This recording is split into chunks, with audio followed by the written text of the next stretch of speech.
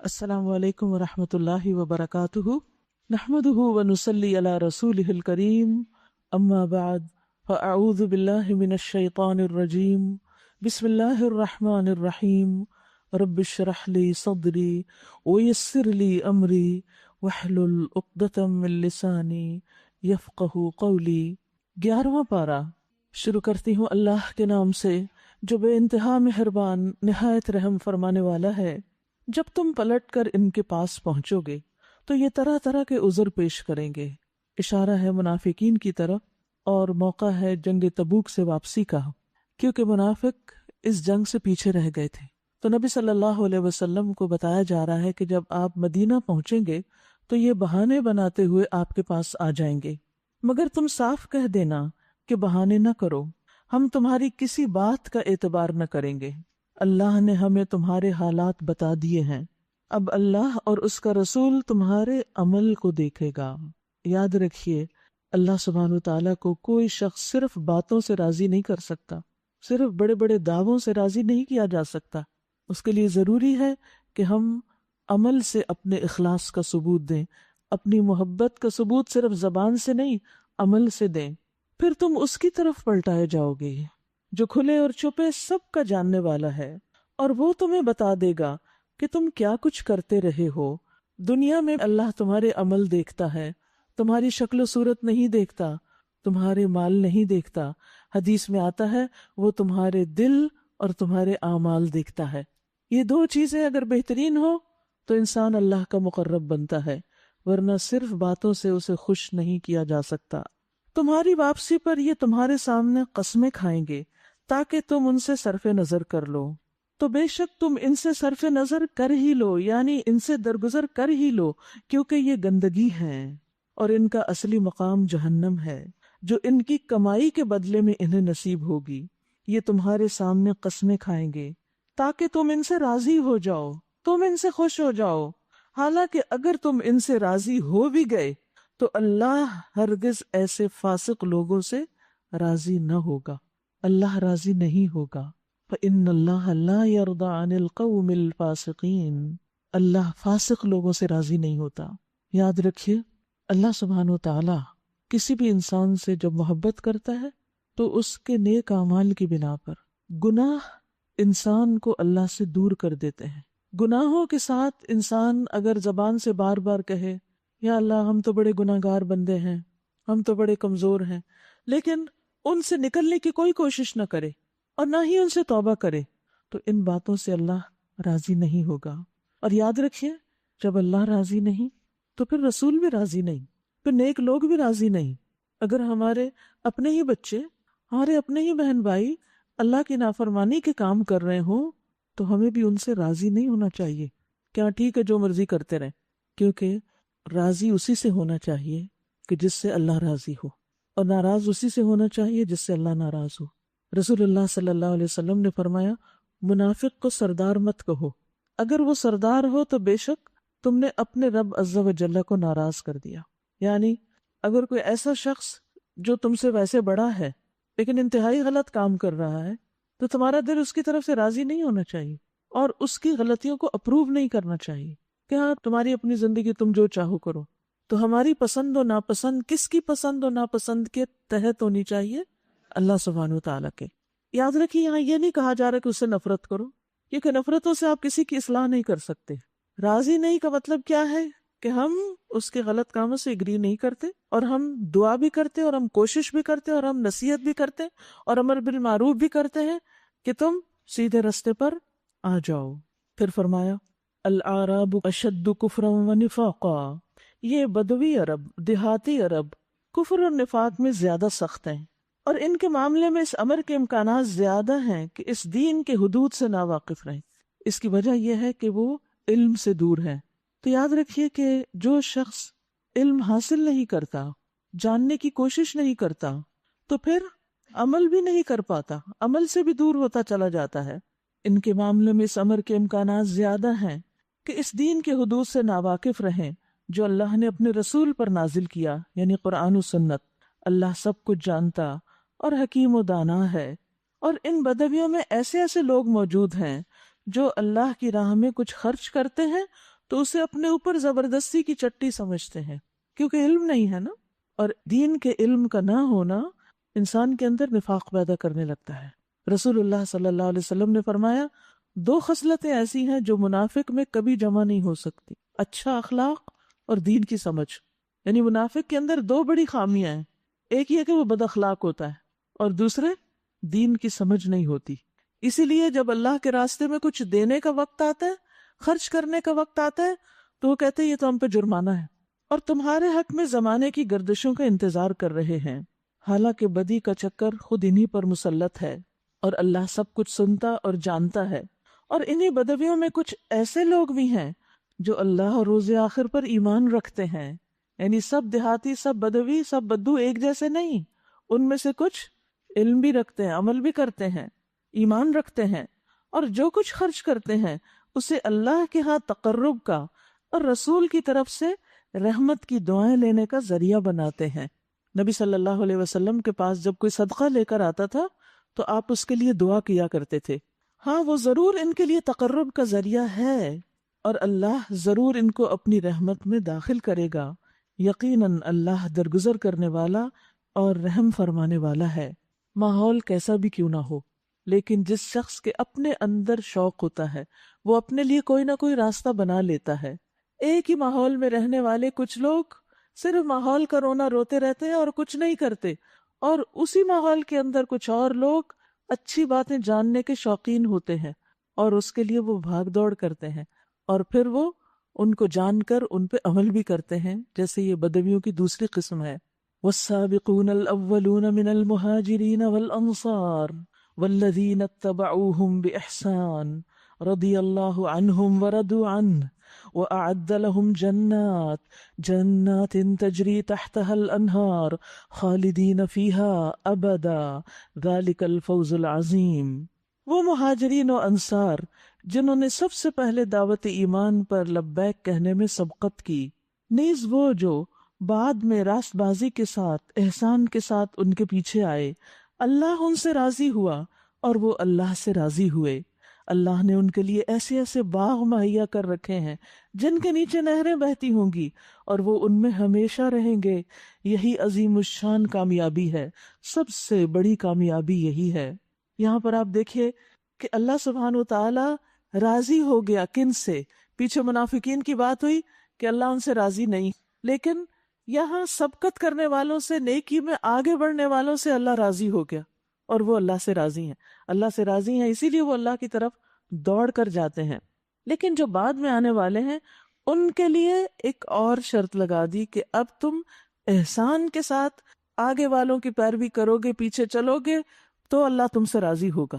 سبقت کرنے والوں کے لیے احسان کی شرط نہیں رکھی گئی، بعد میں آنے والے فالوورز یا بعد کی جنریشنز میں آنے والے یا جو آہستہ آہستہ چلتے ہیں اس راہ پر، ان کے لیے کہا کہ اگر تم بھی اللہ کی رضا تک پہنچنا چاہتے ہو تو پھر کیا کرو؟ احسان کے درجے میں کام کرو، اچھے سے کام کرو، اور یاد رکھیے جس سے اللہ راضی ہو جائے پھر وہ اس سے کبھی ناراض نہ ہوگا۔ اور احسان کے ساتھ پیروی کرنے کا مطلب کیا ہے؟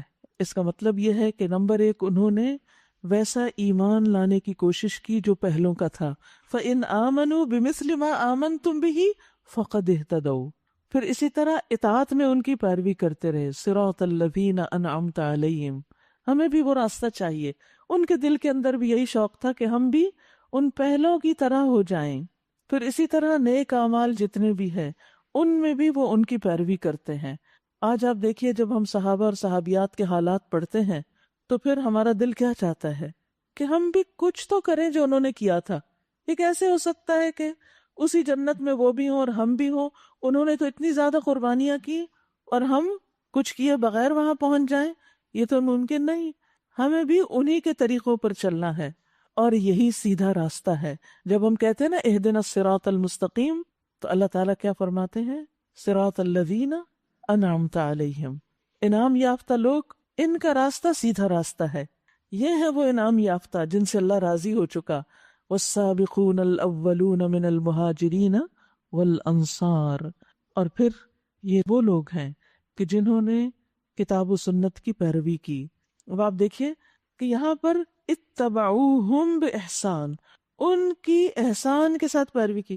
آپ بتائیے مجھے کہ سابقین الاولین مہاجرین و انصار میں سے کس فرقے سے تعلق رکھتے تھے، کس گروپ سے تعلق رکھتے تھے، کس مذہب سے تعلق رکھتے تھے؟ اسلام۔ وہ مسلمان تھے اور جو بھی حکم انہیں ملتا تھا وہ کر لیتے تھے۔ تو ہمیں کیا کہا گیا؟ کس کی پیروی کرو، کس کا اتباع؟ ان کا اتباع کرو۔ جس طرح کا دین انہوں نے اختیار کیا ویسا تم بھی اختیار کرو گے تو اللہ راضی ہوگا۔ یاد رکھیے کہ جس کے دل میں واقعی سچی تڑپ ہے نا اللہ کو راضی کرنے کی، پھر وہ ان کے طریقے زندگی کو دیکھے، ان کے لائف سٹائل کو دیکھے۔ تمہارے گرد و پیش جو بدوی رہتے ہیں ان میں بہت سے منافق ہیں، اور اسی طرح خود مدینہ کے باشندوں میں بھی منافق موجود ہیں جو نفاق میں طاق ہو گئے، بہت ہوشیار سمارٹ ہیں، تم انہیں نہیں جانتے۔ اللہ کے رسول صلی اللہ علیہ وسلم دلوں کے حال نہیں جانتے تھے کہ کس کے دل میں ایمان ہے اور کس کے دل میں منافقت۔ ہم ان کو جانتے ہیں، یعنی اللہ ہی کو پتا ہے۔ قریب ہے وہ وقت جب ہم ان کو دوہری سزا دیں گے، یعنی دنیا میں بھی قبر میں بھی، پھر وہ زیادہ بڑی سزا یعنی قیامت کے دن کے لیے واپس لائے جائیں گے۔ یعنی کچھ دن کی بات ہے، دنیا میں بھی ان کی رسوائی ہوگی، مرنے کے بعد قبر میں بھی ہوگی اور پھر آخرت میں بھی۔ تو انسان سوچے اس دنیا کی خاطر اپنے آپ کو انسان داؤ پہ لگا دے، ہمیشہ ہمیشہ کی ذلت اور ہمیشہ کی تکلیف صرف دنیا کی چند خوشیوں کے لیے، چند فائدوں کے لیے۔ انسان رک کے سوچے تو صحیح کہ میں جس چیز کے لیے بھاگ دوڑ کر رہا ہوں یہ میری آخرت میں کتنی کام آنے والی ہے، مجھے کیا فائدہ پہنچانے والی ہے۔ پھر فرمایا کچھ اور لوگ ہیں جنہوں نے اپنے قصوروں کا اعتراف کر لیا، یعنی منافقت سے نکل آئے ہیں، ان کا عمل مخلوط ہے، کچھ نیک اور کچھ بد، یعنی اسٹرگل کر رہے ہیں بیچ بیچ میں۔ ابھی بعید نہیں کہ اللہ ان پر مہربان ہو جائے کیونکہ وہ درگزر کرنے والا اور رحم فرمانے والا ہے۔ یعنی انسان منافقت سے کب نکل سکتا ہے؟ جب وہ توبہ کر لے۔ یہ سورت بھی کون سی سورت ہے؟ التوبہ۔ تو جب انسان توبہ کرتے ہیں تو پھر عسى الله ان يتوب علیہم، کیونکہ اللہ غفور الرحیم ہے۔ توبہ کے لیے انسان اچھے اعمال کرے۔ اچھے اعمال میں سے صدقہ بہترین عمل ہے کہ جو انسان کی خطاؤں کو مٹاتا ہے، اللہ کے غصے کو ٹھنڈا کرتا ہے۔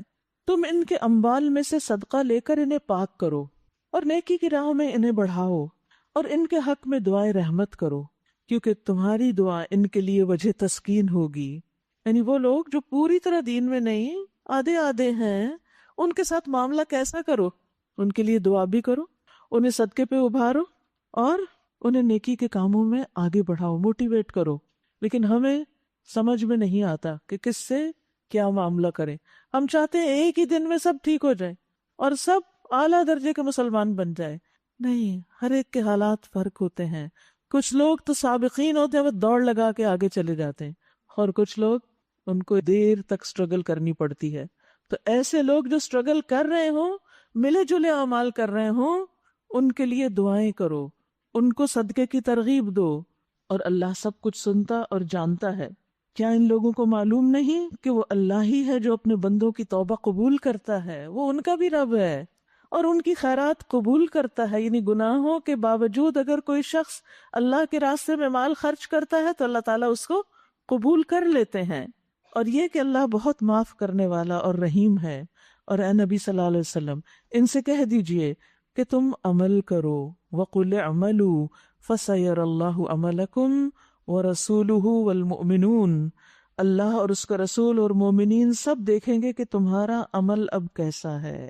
خالص منافقین سے بھی کہا گیا کہ عمل کر کے دکھاؤ، اور اب بیچ بیچ کے لوگوں سے بھی کیا کہا گیا؟ عمل کر کے دکھاؤ، تمہارا عمل دیکھا جائے گا، اس پر فیصلہ ہوگا، کیونکہ قیامت کے دن انسان کے درجات اسی کے مطابق ہوں گے جو وہ عمل کر کے لائے ہوں گے۔ وَلِكُلٍّ دَرَجَاتٌ مِّمَّا عَمِلُوا، پھر تم اس کی طرف پلٹائے جاؤ گے جو کھلے اور چھپے سب کو جانتا ہے، اور وہ تمہیں بتائے گا کہ تم کیا کرتے رہے ہو۔ یعنی اللہ کے پاس جب پہنچو گے تو تمہارے اعمال تمہیں دکھا دے گا۔ کچھ دوسرے لوگ ہیں جن کا معاملہ ابھی اللہ کے حکم پہ ٹھہرا ہوا ہے، چاہے انہیں سزا دے اور چاہے ان پر اثر نو مہربان ہو جائے، اللہ سب کچھ جانتا اور حکیم و دانا ہے۔ یاد رکھیے سورۃ توبہ سن 9 ہجری میں نازل ہوئی اور آخری صورتوں میں سے ہے۔ اس وقت نبی صلی اللہ علیہ وسلم نے دین کا ایک بڑا حصہ لوگوں تک پہنچا دیا تھا۔ آپ کی دعوت سننے کے بعد لوگوں کا طرز عمل کیا تھا. اس میں مختلف طرح کے لوگ تھے. کچھ تو سابقون الاولون تھے، کچھ بالکل ان کے اپوزٹ، کچھ درمیان کے لوگ، کچھ ایسے کہ جو اچھے اچھے کام بھی کرتے تھے لیکن کبھی کبھی ان سے غلطی ہو جاتی تھی. تو آپ اگر اس صورت کے موضوعات پر غور کریں تو مختلف گروہوں کا ذکر کر کر کے ان کا انجام بتایا گیا ہے کہ کس کے ساتھ معاملہ کیا ہوگا. کچھ اور لوگ ہیں جنہوں نے ایک مسجد بنائی اس غرض کے لیے کہ دعوت حق کو نقصان پہنچائیں، نیکی کے پردے میں دین کی بےخونی، دین کو نقصان دینا. منافقین کی طرف اشارہ ہے. جب نبی صلی اللہ علیہ وسلم تبوک کے لیے جا رہے تھے تو انہوں نے اس وقت اسی دوران ایک مسجد بنائی اور بہانہ یہ کیا کہ کچھ لوگ بوڑھے ہیں، بزرگ ہیں، بیمار ہیں، وہ سب مسجد قباء تک نہیں جا سکتے، اس لیے ہمیں اجازت دی جائے کہ ہم ایک الگ مسجد بھی بنا لیں. اور اس علاقے میں منافقین کثرت سے رہتے تھے جہاں انہوں نے یہ مسجد بنائی. اور مقصد کیا تھا؟ تاکہ یہاں الگ بیٹھ کر مسلمانوں کے خلاف سازشیں کی جا سکیں. یعنی انہوں نے ایک طرح سے مقابلے پر اپنا ایک مرکز بنایا اور نبی صلی اللہ علیہ وسلم کو بھی راضی کرنا تھا.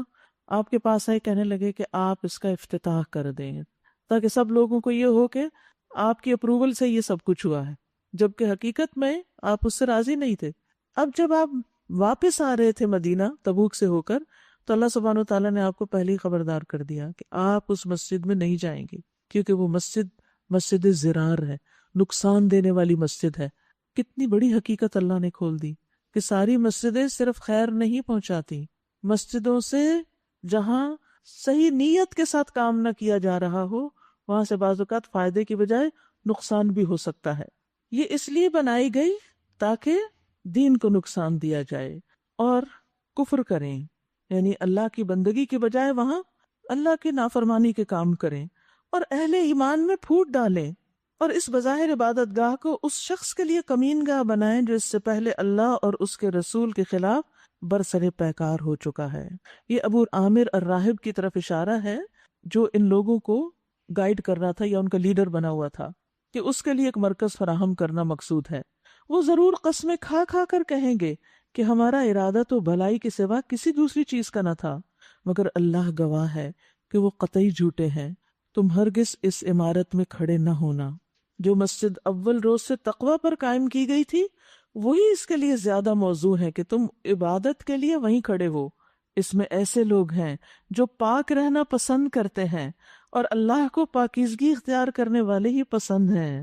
اشارہ ہے مسجد قباء کی طرف کہ وہاں پر جو لوگ رہتے ہیں، جو کمیونٹی بستی ہے، وہ لوگ پاک صاف رہنا بہت پسند کرتے ہیں. اللہ تعالیٰ نے بطور خاص ان کی تعریف فرمائی، واللہ یحب المطہرین، اور اللہ کو پسند ہے، اللہ محبت رکھتا ہے ان لوگوں سے جو صاف ستھرے رہتے ہیں.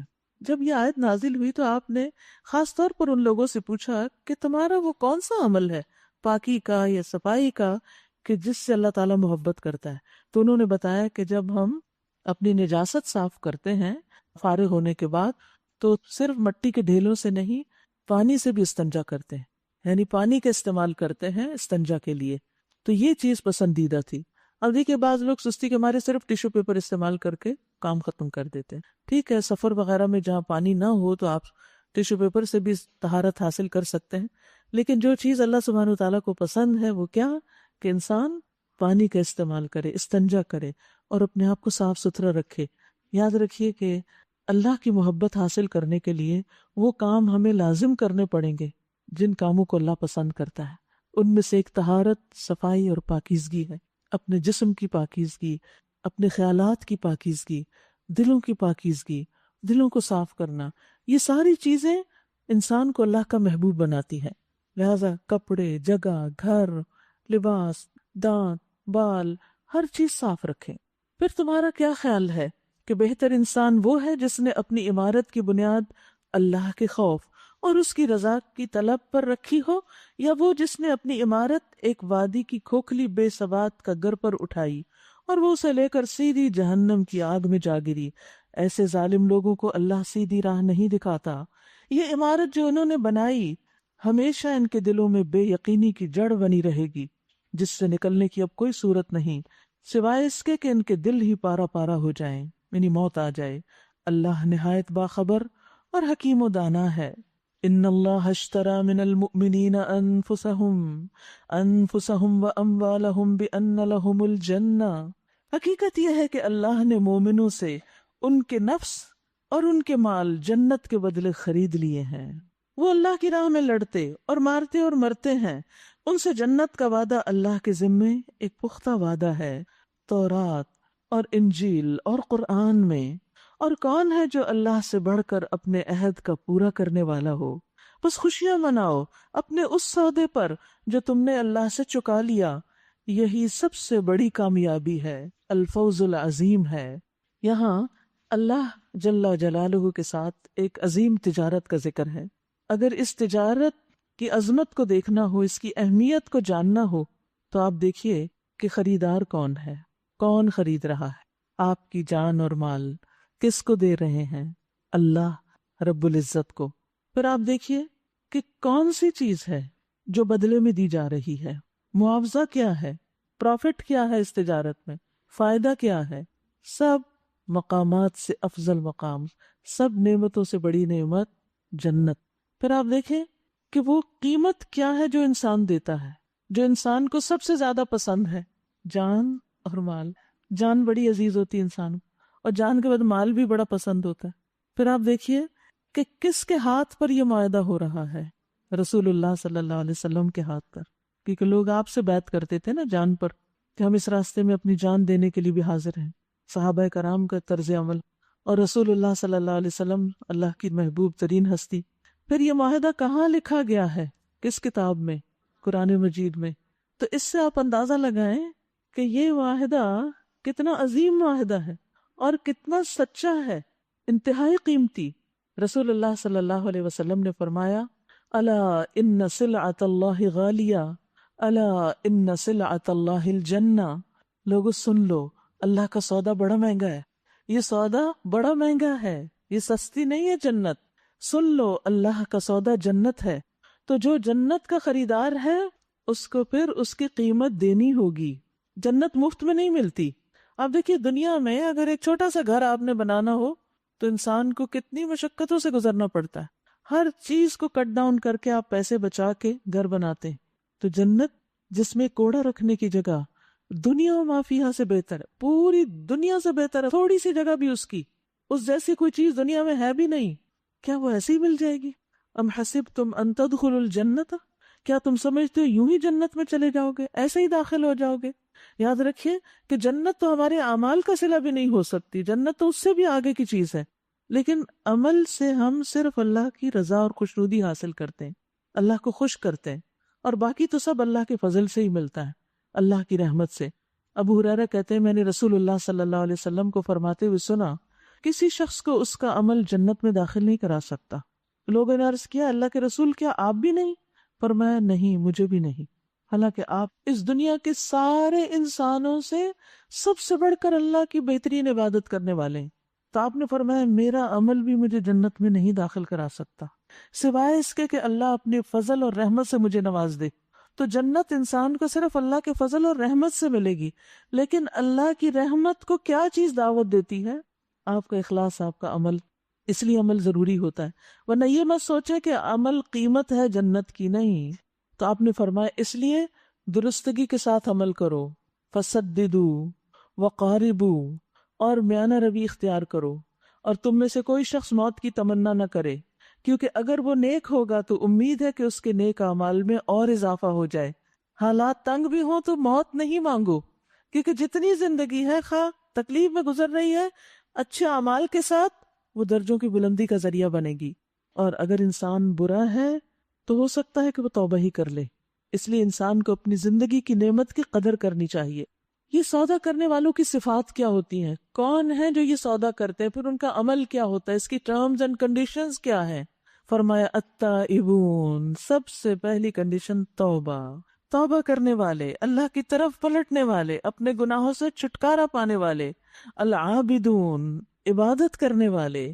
آ رہا ہے رمضان، خوب عبادت کا موقع ہے آپ کے پاس، روزہ بھی عبادت، راتوں کا قیام بھی عبادت، قرآن کی تلاوت بھی عبادت، قرآن میں غور و فکر بھی عبادت، ذکر اذکار بھی عبادت، لوگوں کی خدمت بھی عبادت، صدقہ خیرات بھی عبادت، اور چونکہ یہ مبارک مہینہ ہے تو یاد رکھیے مبارک کا مطلب ہوتا ہے وہ چیز جس میں خوب برکت ہو، اور برکت کہتے ہیں بڑھوتری کو، ہر چیز میں اضافہ ہو جاتا ہے.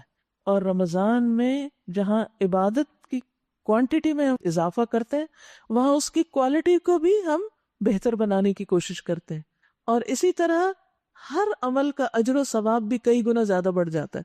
تو یہ مبارک مہینہ ہے، اس لیے خوب خوب خوشی سے عبادت کیجیے. الحامدون، اللہ کی تعریف کرنے والے، شکر ادا کرنے والے. السائحون، روزہ دار یا سیاحت کرنے والے. دو معنی کیے گئے اس کے. روزہ اس کا مجازی معنی ہے، لفظی معنی نہیں، یعنی میٹافوریکل ہے. اور لفظی معنی کیا ہے؟ سیاحت کرنے والے، یعنی صرف بغیر مقصد کے سیر و تفریح نہیں ہے مراد. یہاں مثلاً علم کے راستے میں نکلنے والے، جہاد کے لیے نکلنے والے، حج کے عمرے کے لیے نکلنے والے، یا اللہ کی کائنات میں غور و فکر کے لیے کچھ سیکھنے سکھانے کے لیے، اللہ کے دین کی خدمت کے لیے نکلنا، یہ سب اس سیاحت میں آتا ہے. الراکعون، رکوع کرنے والے. الساجدون، سجدے کرنے والے. الآمرون بالمعروف والناہون عن المنکر، نیکی کا حکم دینے والے اور برائیوں سے روکنے والے. سبحان اللہ. پیچھے آپ نے دیکھا کہ پہلی کیٹیگری کے لوگ وہ تھے جو اللہ کی راہ میں جان مال دونوں لے کے نکلے، اور انہوں نے نبی صلی اللہ علیہ وسلم کے ساتھ جنگیں کی، جانیں بھی دی اور مال بھی لگائے. لیکن اب ہم یہاں بیٹھ کے سوچتے اللہ یہ تو جو سودا کر رہے ہیں وہ تو یہ اور یہ کام کرتے ہیں، ہم تو یہ نہیں کر پا رہے، اور یہ تو ہم نہیں کر سکتے اس وقت، ہم کیا کریں؟ ہم یہ سب کام کریں. جو اللہ سے سودا کرنا چاہتا ہے وہ یہ سب کام کرے. ذاتی عبادات اور کوالٹیز اپنے اندر لانے کے بعد لوگوں کی تعلیم اور تربیت کا بندوبست کرے، امر بالمعروف اور نہی عن المنکر کا کام کرے. تو جو لوگ نیکی کا حکم دیتے ہیں، برائی سے روکتے ہیں، وہ بھی اسی سودے میں شریک ہو جاتے ہیں. والحافظون لحدود اللہ، پہلے آپ دیکھیے کرنے کے کام بتائے گئے، عبادت، تعریف، سیاحت، رکوع، سجدے، امر بالمعروف، نہی عن المنکر، اور اختتام کس پہ کیا گیا؟ ساری حدود کی حفاظت، اعتدال کے ساتھ سارے کام، اور پھر حرام میں نہیں پڑنا، اللہ کی حدود کی حفاظت کرنی. جہاں جہاں اللہ نے روکا یا رک جاؤ وہاں رک جانا ہے، اس سے آگے نہیں بڑھنا. وبشر المؤمنین، اور اے نبی صلی اللہ علیہ وسلم ان مومنوں کو خوشخبری دے دیجئے کہ جو یہ کام کریں گے ان سے اللہ کا وعدہ پکا ہے، اور اللہ کا وعدہ سچا ہے. اللہ اپنے وعدے کی خلاف ورزی نہیں کرتا. لہٰذا یہ لسٹ اپنے سامنے رکھیے اور دیکھیے کہ ہمارے رکوع کیسے ہیں، سجدے کیسے ہیں. افسوس کے ساتھ کہنا پڑتا ہے بعض لوگوں کو صحیح رکوع کی پوزیشن بھی نہیں پتا، نمازیں ٹھیک نہیں ہیں. پہلی فرصت میں نماز صحیح کرنے کی کوشش کریں، سارے اس کے جو آداب اور شرائط اور سنن اور واجبات اور فرائض اس میں، ان سب کو صحیح کریں. اور اس کے لیے ایک کتاب میں نے یہاں رکھی تھی، نماز نبوی. میں نے اس کتاب کو کئی دفعہ بس ایک ایک صفحہ کر کے تھوڑا تھوڑا کر کے پڑھا ہے کہ یہ کیا حکم ہے، میں نے کر لیا کہ نہیں. اپنے آپ کو چیک کرتے رہے کیونکہ ہم پڑھ کے پھر بھول جاتے ہیں نا. تو عمل کے لیے ہر سٹیپ کو اس کو پڑھیں. اس کے لیکچرز بھی اگر چیزیں سمجھ نہ آئے تو اس میں مزید ڈیٹیل بھی ہے، وہ بھی آپ ویب سائٹ سے سن سکتے ہیں. تو یاد رکھیے کہ یہاں پر عبادت کے بعد خصوصاً پھر رکوع سجدے کا ذکر ہے. اور آپ یاد رکھیے کہ رمضان میں ہم سب سے زیادہ رکوع اور سجدے کرتے ہیں. تو رکوع کے لیے پوزیشن درست کیجئے، یعنی جب آپ کھڑے ہو تو آپ کی کمر اس طرح ہونی چاہیے، اسٹریٹ، بالکل برابر. ہموار کے اوپر کچھ رکھے تو وہ گرے نہیں، ٹھیک ہے. اور سجدہ جو ہے وہ بھی پراپر طریقے سے کریں. کچھ لوگ ایسے بازو لمبے کر لیتے ہیں، تو حدیث میں واضح طور پر آتا ہے کہ کتے کی طرح بازو نہ پھیلائے جائیں، کیونکہ اس طرح جب ہم سجدہ کرتے ہیں جو لگتا ہے لیٹ ہی گئے ہیں زمین پر. سجدہ اس طرح کریں کہ واقعی محسوس ہو کہ پیشانی اور ناک بھی زمین پہ لگ رہا ہے. کچھ لوگ جلدی سے سجدہ کر کے اٹھ جاتے ہیں، ناک زمین پہ ہی نہیں لگتا، سجدہ نہیں ہوتا. تو ان چیزوں کا بھی دھیان رکھیے. نبی صلی اللہ علیہ وسلم کو اور ان لوگوں کو جو ایمان لائے زیبا نہیں کہ مشرکین کے لیے مغفرت کی دعا کریں، یعنی شرک کی حالت میں جو فوت ہو جائیں ان کے لیے دعا نہیں کر سکتے، چاہے وہ ان کے رشتہ داری کیوں نہ ہوں، جبکہ ان پہ یہ بات کھل چکی کہ وہ جہنم کے مستحق ہیں. ابراہیم علیہ السلام نے اپنے باپ کے لیے جو دعائیں مغفرت کی تھی وہ اس وعدے کی وجہ سے تھی جو اس نے اپنے باپ سے کیا تھا، مگر جب اس پر یہ بات کھل گئی کہ اس کا باپ اللہ کا دشمن ہے تو وہ اس سے بیزار ہو گیا. حق یہ ہے کہ ابراہیم علیہ السلام بڑے رقیق القلب اور بہت بردبار انسان تھے، بہت درد مند، آہیں بھرنے والے، بہت تحمل والے تھے، ہر ایک کی خیر خواہی کرتے تھے. تو یاد رکھیے ہمیں اپنی پسند و ناپسند کو اللہ کی پسند کے تابع کرنا ہے. جس سے وہ راضی ہم بھی اس سے راضی، جس سے وہ ناراض ہم بھی اس سے ناراض، جس کا وہ دوست ہم بھی اس کے دوست. اللہ کے ولیوں سے دشمنی نہیں کرنی، اور جس کا وہ دشمن ہم بھی اس سے عداوت رکھتے ہیں. یہ واضح ہے. اور پھر جس کے لیے دعا کرنے سے منع کر دیا، ہم اللہ سے بڑھ کے مہربان نہیں ہیں. اللہ اپنے بندوں پر سب سے زیادہ مہربان ہے. لہٰذا جب کوئی شخص انتہائی سرکشی میں اللہ کی نافرمانی کرتے ہوئے، شرک کرتے ہوئے دنیا سے چلا جاتا ہے اور توبہ کیے بغیر، تو پھر اللہ تعالیٰ کہتا ہے یہاں رک جاؤ، حافظون لحدود اللہ، یہ اللہ کی حد ہے، یہاں رک جاؤ، اب تم دعا نہیں کر سکتے. زندگی میں جتنی چاہے دعائیں کرو ان کے لیے کہ اللہ ان کو ہدایت دے، لیکن اگر وہ گمراہی پہ چلے گئے تو اب دعا نہیں ہو سکتی. یاد رکھیے جو شخص اپنے ایمان کو مکمل کرنا چاہتا ہے اس کے لیے لازم ہے کہ اللہ کی رضا کو ہر چیز پر مقدم رکھے. رسول اللہ صلی اللہ علیہ وسلم نے فرمایا جو شخص اللہ تعالیٰ کی رضا کے لیے کچھ دے اور اللہ ہی کی خاطر روک لے، اللہ کے لیے محبت کرے، اللہ کے لیے نفرت کرے، اللہ کی رضا کے لیے نکاح کرے، اس نے اپنا ایمان مکمل کر لیا. یہ بعض لوگ کہتے ہیں نا ہم کو شادی کی ضرورت نہیں، لیکن اللہ اس میں راضی ہے کہ نکاح کا موقع ہو تو انسان اس کا انکار نہ کرے ایک سنت کو مکمل کرنے کے لیے. ہاں اگر موقع نہیں تو پھر صبر اور تقوی سے کام لے، غلط طریقے اختیار نہ کرے.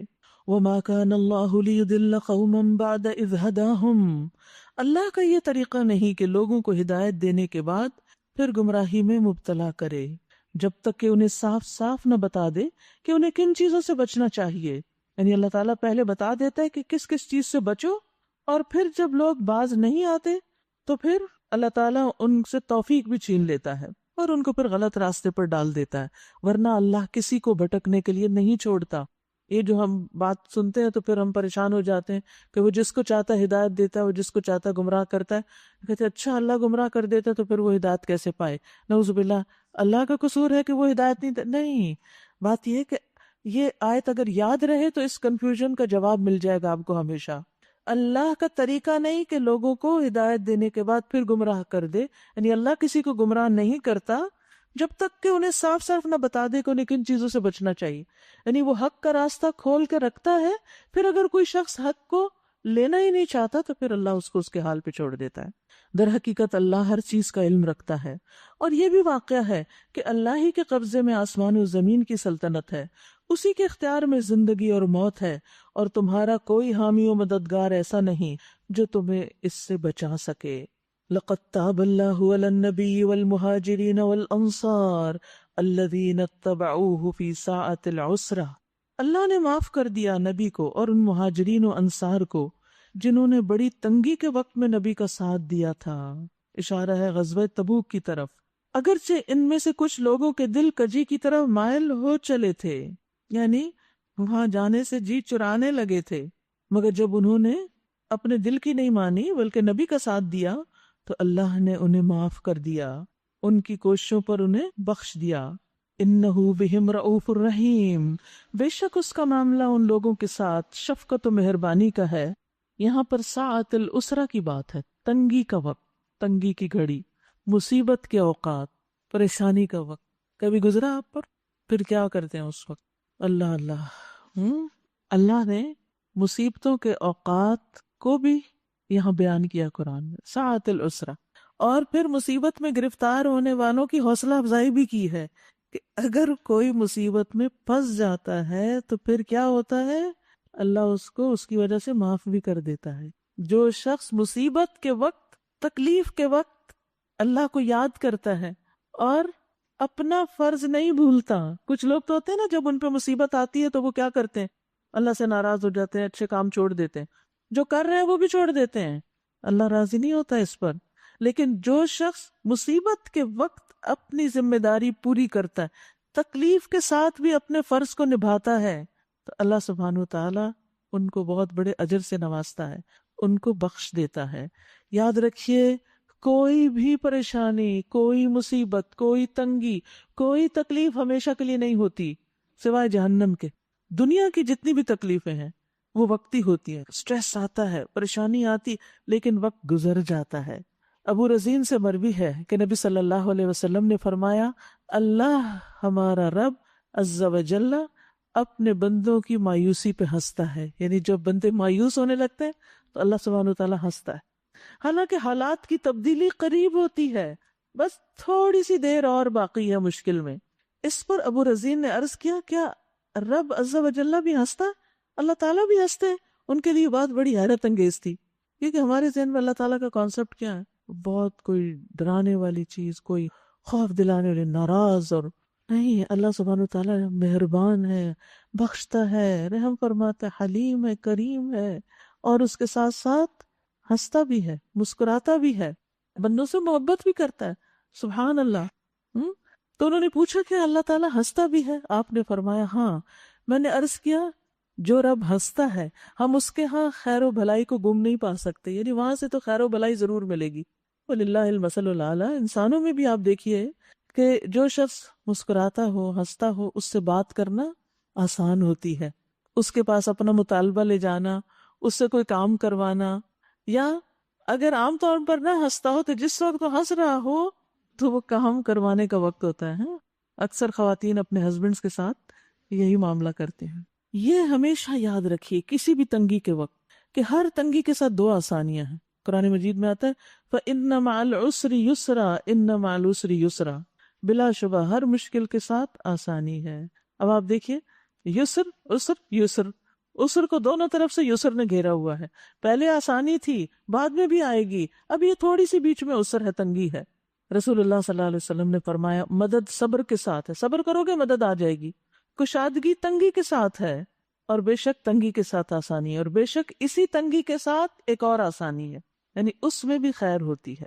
کچھ اور لوگوں کی بات وَعَلَى الثَّلَاثَةِ الَّذِينَ خُلِّفُوا، اور ان تینوں کو بھی اللہ نے معاف کر دیا جن کے معاملے کو ملتوی کر دیا گیا تھا، فوراً ان کی توبہ نہیں قبول ہوئی، کچھ عرصے کے بعد، 40 دن کے بعد۔ یہ 3 لوگ تھے کہ جو جنگ تبوک میں جانے کا ارادہ رکھتے تھے، سستی کی وجہ سے پیچھے رہ گئے اور پھر رہ ہی گئے، جا ہی نہ سکے۔ نبی صلی اللہ علیہ وسلم جب واپس آئے تو منافقین بہانے بناتے ہوئے آگے، جھوٹی قسمیں کھاتے ہوئے تاکہ آپ کو خوش کر دیں، لیکن یہ 3 لوگ چونکہ سچے مومن تھے، انہوں نے جھوٹ نہیں بولا، انہوں نے آ کر اعتراف کر لیا اپنی غلطی کا کہ ہم سے کوتاہی ہوئی، ہماری سستی ہے، اس وجہ سے ہم لیٹ ہوئے۔ اگر جھوٹ بول کے ہم آپ کو راضی کر بھی دیں تو اللہ آپ کو سچ بتا دے گا، اس لیے ہم جھوٹ نہیں بولیں گے۔ تو ان کے معاملے کو پوسٹ پون کر دیا گیا کہ ٹھیک ہے اب انتظار کرو، پھر دیکھتے ہیں اللہ کی طرف سے کیا حکم آتا ہے۔ اب ہوا کیا کہ 40 دن تک سب مدینہ کے لوگوں نے ان سے نبی صلی اللہ علیہ وسلم یا اللہ سبحانہ تعالیٰ کے دراصل حکم پر بائیکاٹ کر لیا، کوئی ان میں سے کسی سے نہیں بولتا تھا۔ تو اس کا نتیجہ کیا ہوا؟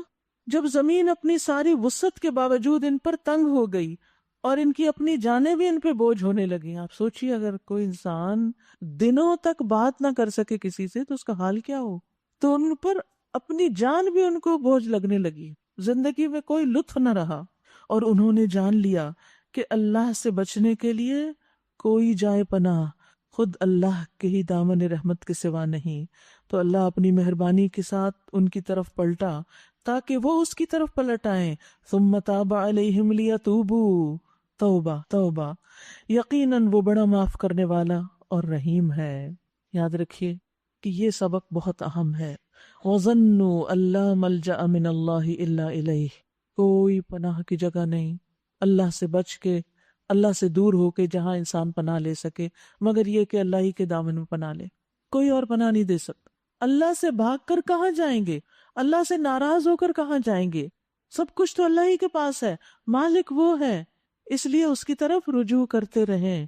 رسول اللہ صلی اللہ علیہ وسلم اپنے رب سے روایت کرتے ہیں، اللہ تعالیٰ فرماتے ہیں اے میرے بندو، تم سب گمراہ ہو سوائے اس کے جسے میں ہدایت دوں، پس تم مجھ سے ہدایت مانگو میں تمہیں ہدایت دوں گا۔ یہ اللہ کا وعدہ ہے۔ آپ بہانہ نہ کریں کہ اللہ مجھے نہیں ہدایت دے رہا تو میں کیا کروں، نہیں، آپ مانگے اللہ سے ہدایت۔ اے میرے بندو، تم سب بھوکے ہو سوائے اس کے جسے میں کھلاؤں، تم مجھ سے کھانا مانگو میں تمہیں کھانا کھلاؤں گا۔ اے میرے بندو، تم سب برہنہ ہو سوائے اس کے جسے میں لباس پہناؤں، لہٰذا تم مجھ سے لباس مانگو میں تمہیں لباس پہناؤں گا۔ اے میرے بندو، تم سب دن رات گناہ کرتے ہو اور میں سارے گناہوں کو بخش دیتا ہوں، تم مجھ سے بخشش مانگو میں تمہیں بخش دوں گا۔ تو لا ملجا من اللہ الا الیہ، کوئی اور نہ ہمیں کھلا سکتا ہے، نہ پلا سکتا ہے، اور نہ ہمارے گناہ معاف کر سکتا ہے. لہٰذا اللہ سے ناراض نہیں ہونا، اللہ ہی کی طرف پلٹنا ہے. ان اللہ هو التواب الرحیم، بے شک اللہ تعالیٰ بہت زیادہ توبہ قبول کرنے والا مہربان ہے. اے لوگو جو ایمان لائے ہو، اللہ سے ڈرو، تقوی اختیار کرو اور سچے لوگوں کا ساتھ دو. منافقین جھوٹے تھے کہ ان کے ساتھ نہیں رہو. مدینے کے باشندوں اور گرد و نواح کے بدویوں کو یہ ہرگز زیبا نہ تھا کہ اللہ کے رسول کو چھوڑ کر گھر بیٹھ رہتے اور اس کی طرف سے بے پرواہ ہو کر اپنے اپنے نفس کی فکر میں لگ جاتے. اس لیے ایسا کبھی نہ ہوگا کہ اللہ کی راہ میں بھوک پیاس اور جسمانی مشقت کی کوئی تکلیف وہ جھیلیں، اور منکرین حق کو جو راہ ناگوار ہے اس پر کوئی قدم وہ اٹھائیں، اور کسی دشمن سے عداوت حق کا کوئی انتقام وہ لیں، اور اس کے بدلے ان کے حق میں ایک عمل صالح نہ لکھا جائے. ہر عمل کا اجر لکھا جاتا ہے. ان اللہ لا یضیع اجر المحسنین، بے شک اللہ محسنین کا اجر نہیں مارتا، محسنین کا اجر ضائع نہیں کرتا. یاد رکھیے اللہ سبحانہ تعالیٰ نے بندے کو جن اعمال کا حکم دیا ہے، اگر ان کے ساتھ کچھ مشقت بھی ہے، جیسے نماز کھڑے ہونے میں تھک جائیں گے آپ لمبے قیام میں، تراویح وغیرہ میں، جب رات میں انسان ویسے ہی تھکاوٹ کا شکار ہو جاتا ہے دن بھر کے روزے کے بعد، تو اس وقت یاد رکھیے کہ اجر بھی اتنا ہی زیادہ ہے، یعنی جتنی مشقت اتنا زیادہ اجر. تو اس لیے انسان کو اگر تھکاوٹ ہو یا کوئی تکلیف ہو تو اجر پہ نظر رکھ کے اس کام کو کرتے جانا چاہیے.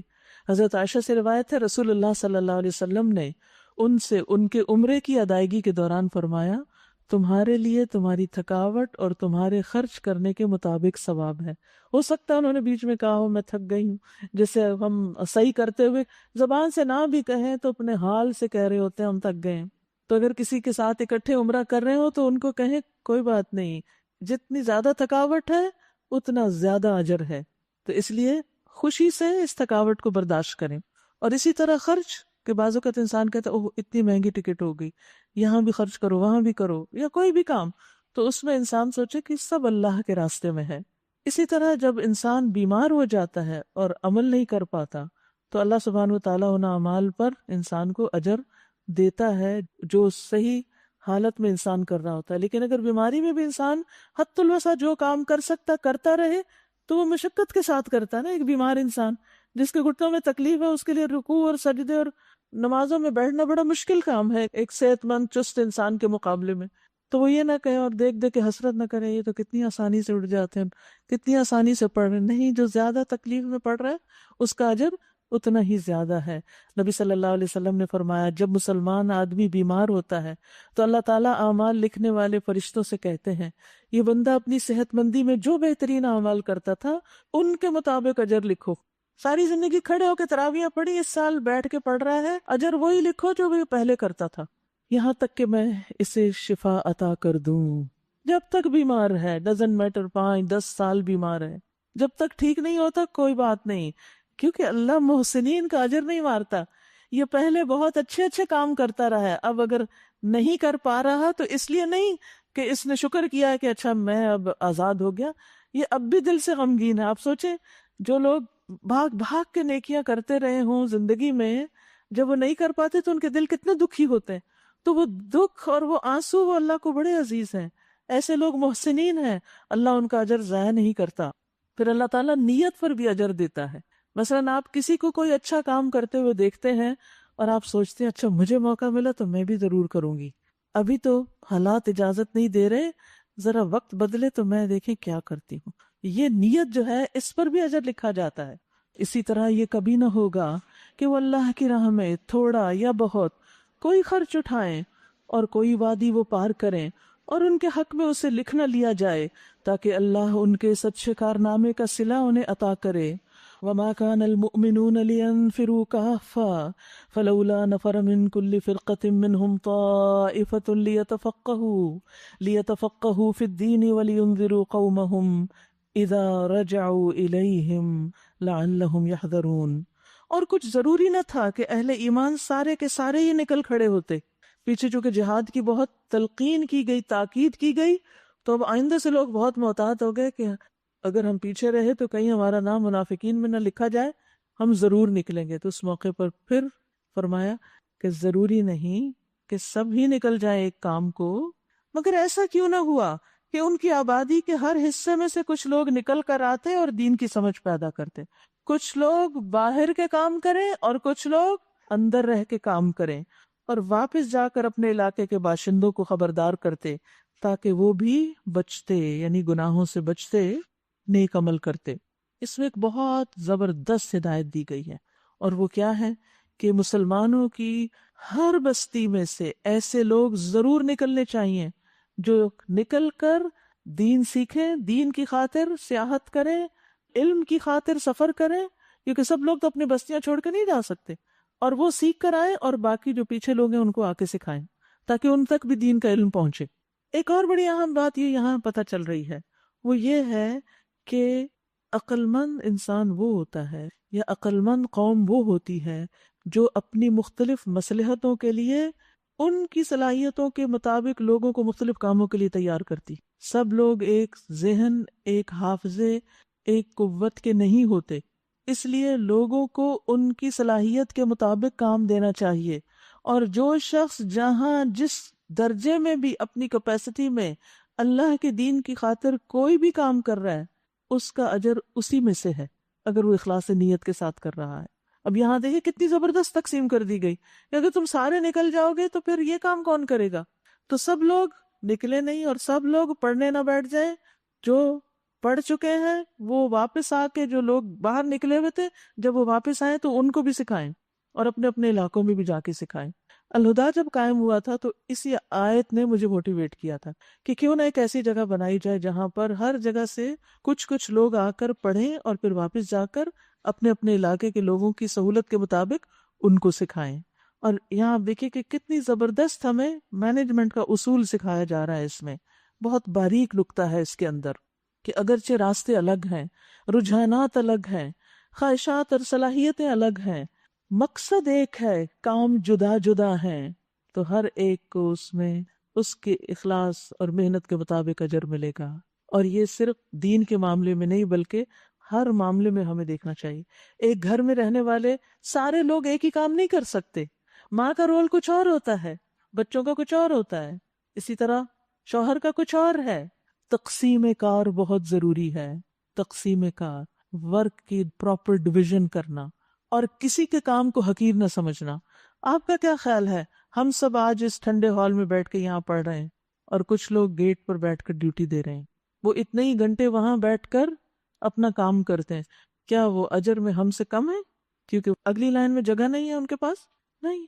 ایسی جگہوں کی نگرانی کرنا تاکہ سب کے لیے سہولت ہو، سب کی سیکیورٹی کا انتظام ہو، اور گرمی برداشت کرنا اور دھوپ برداشت کرنا، اس کا کتنا بڑا اجر و ثواب ہے۔ اسی طرح اور بھی بہت سے لوگ مختلف جگہوں پر بیٹھ کر اپنے اپنے کام کر رہے ہیں، تو کبھی نہ سوچے میرا کام تو چونکہ اس کرسی پر ہے اور اس سٹیج پر ہے جو باقیوں کے مقابلے میں اونچا ہے تو شاید یہ زیادہ اجر و ثواب کا کام ہے۔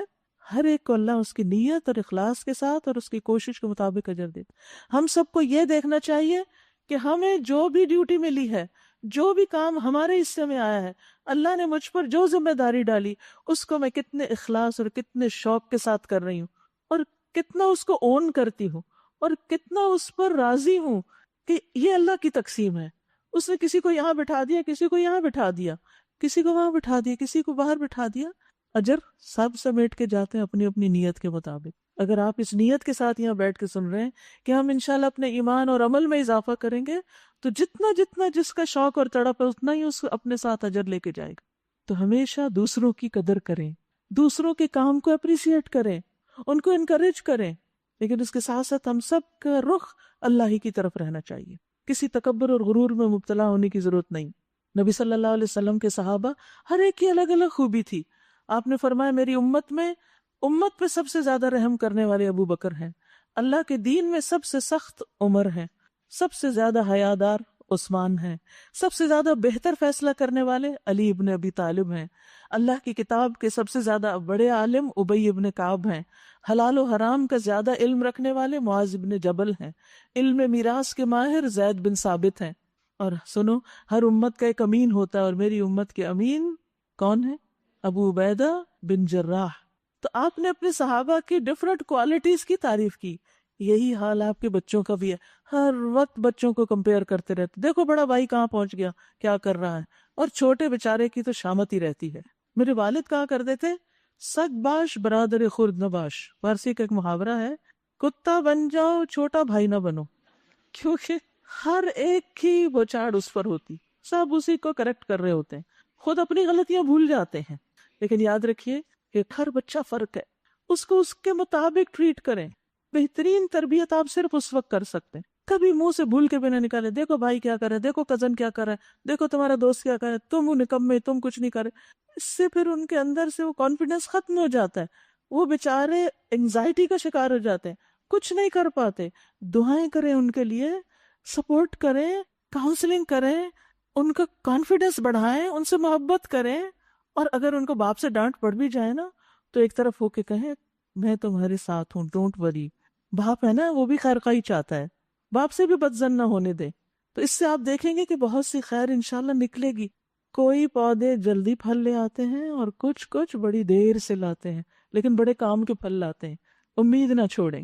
پھر فرمایا اے لوگو جو ایمان لائے ہو، جنگ کرو ان منکرین حق سے جو تم سے قریب ہیں، اور چاہیے کہ وہ تمہارے اندر سختی پائیں، اور جان لو کہ اللہ متقیوں کے ساتھ ہے.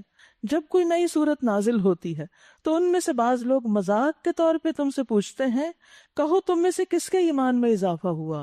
ہاں، آج کا سپارہ بھی سن لیا، کیا ایمان بڑھا. یاد رکھیے قرآن کے نزول سے مومن کا ایمان بڑھتا ہے اور منافق کا نفاق بڑھتا ہے. ہر شخص اپنے ایمان کی کیفیت کے مطابق ہی آگے بڑھتا ہے.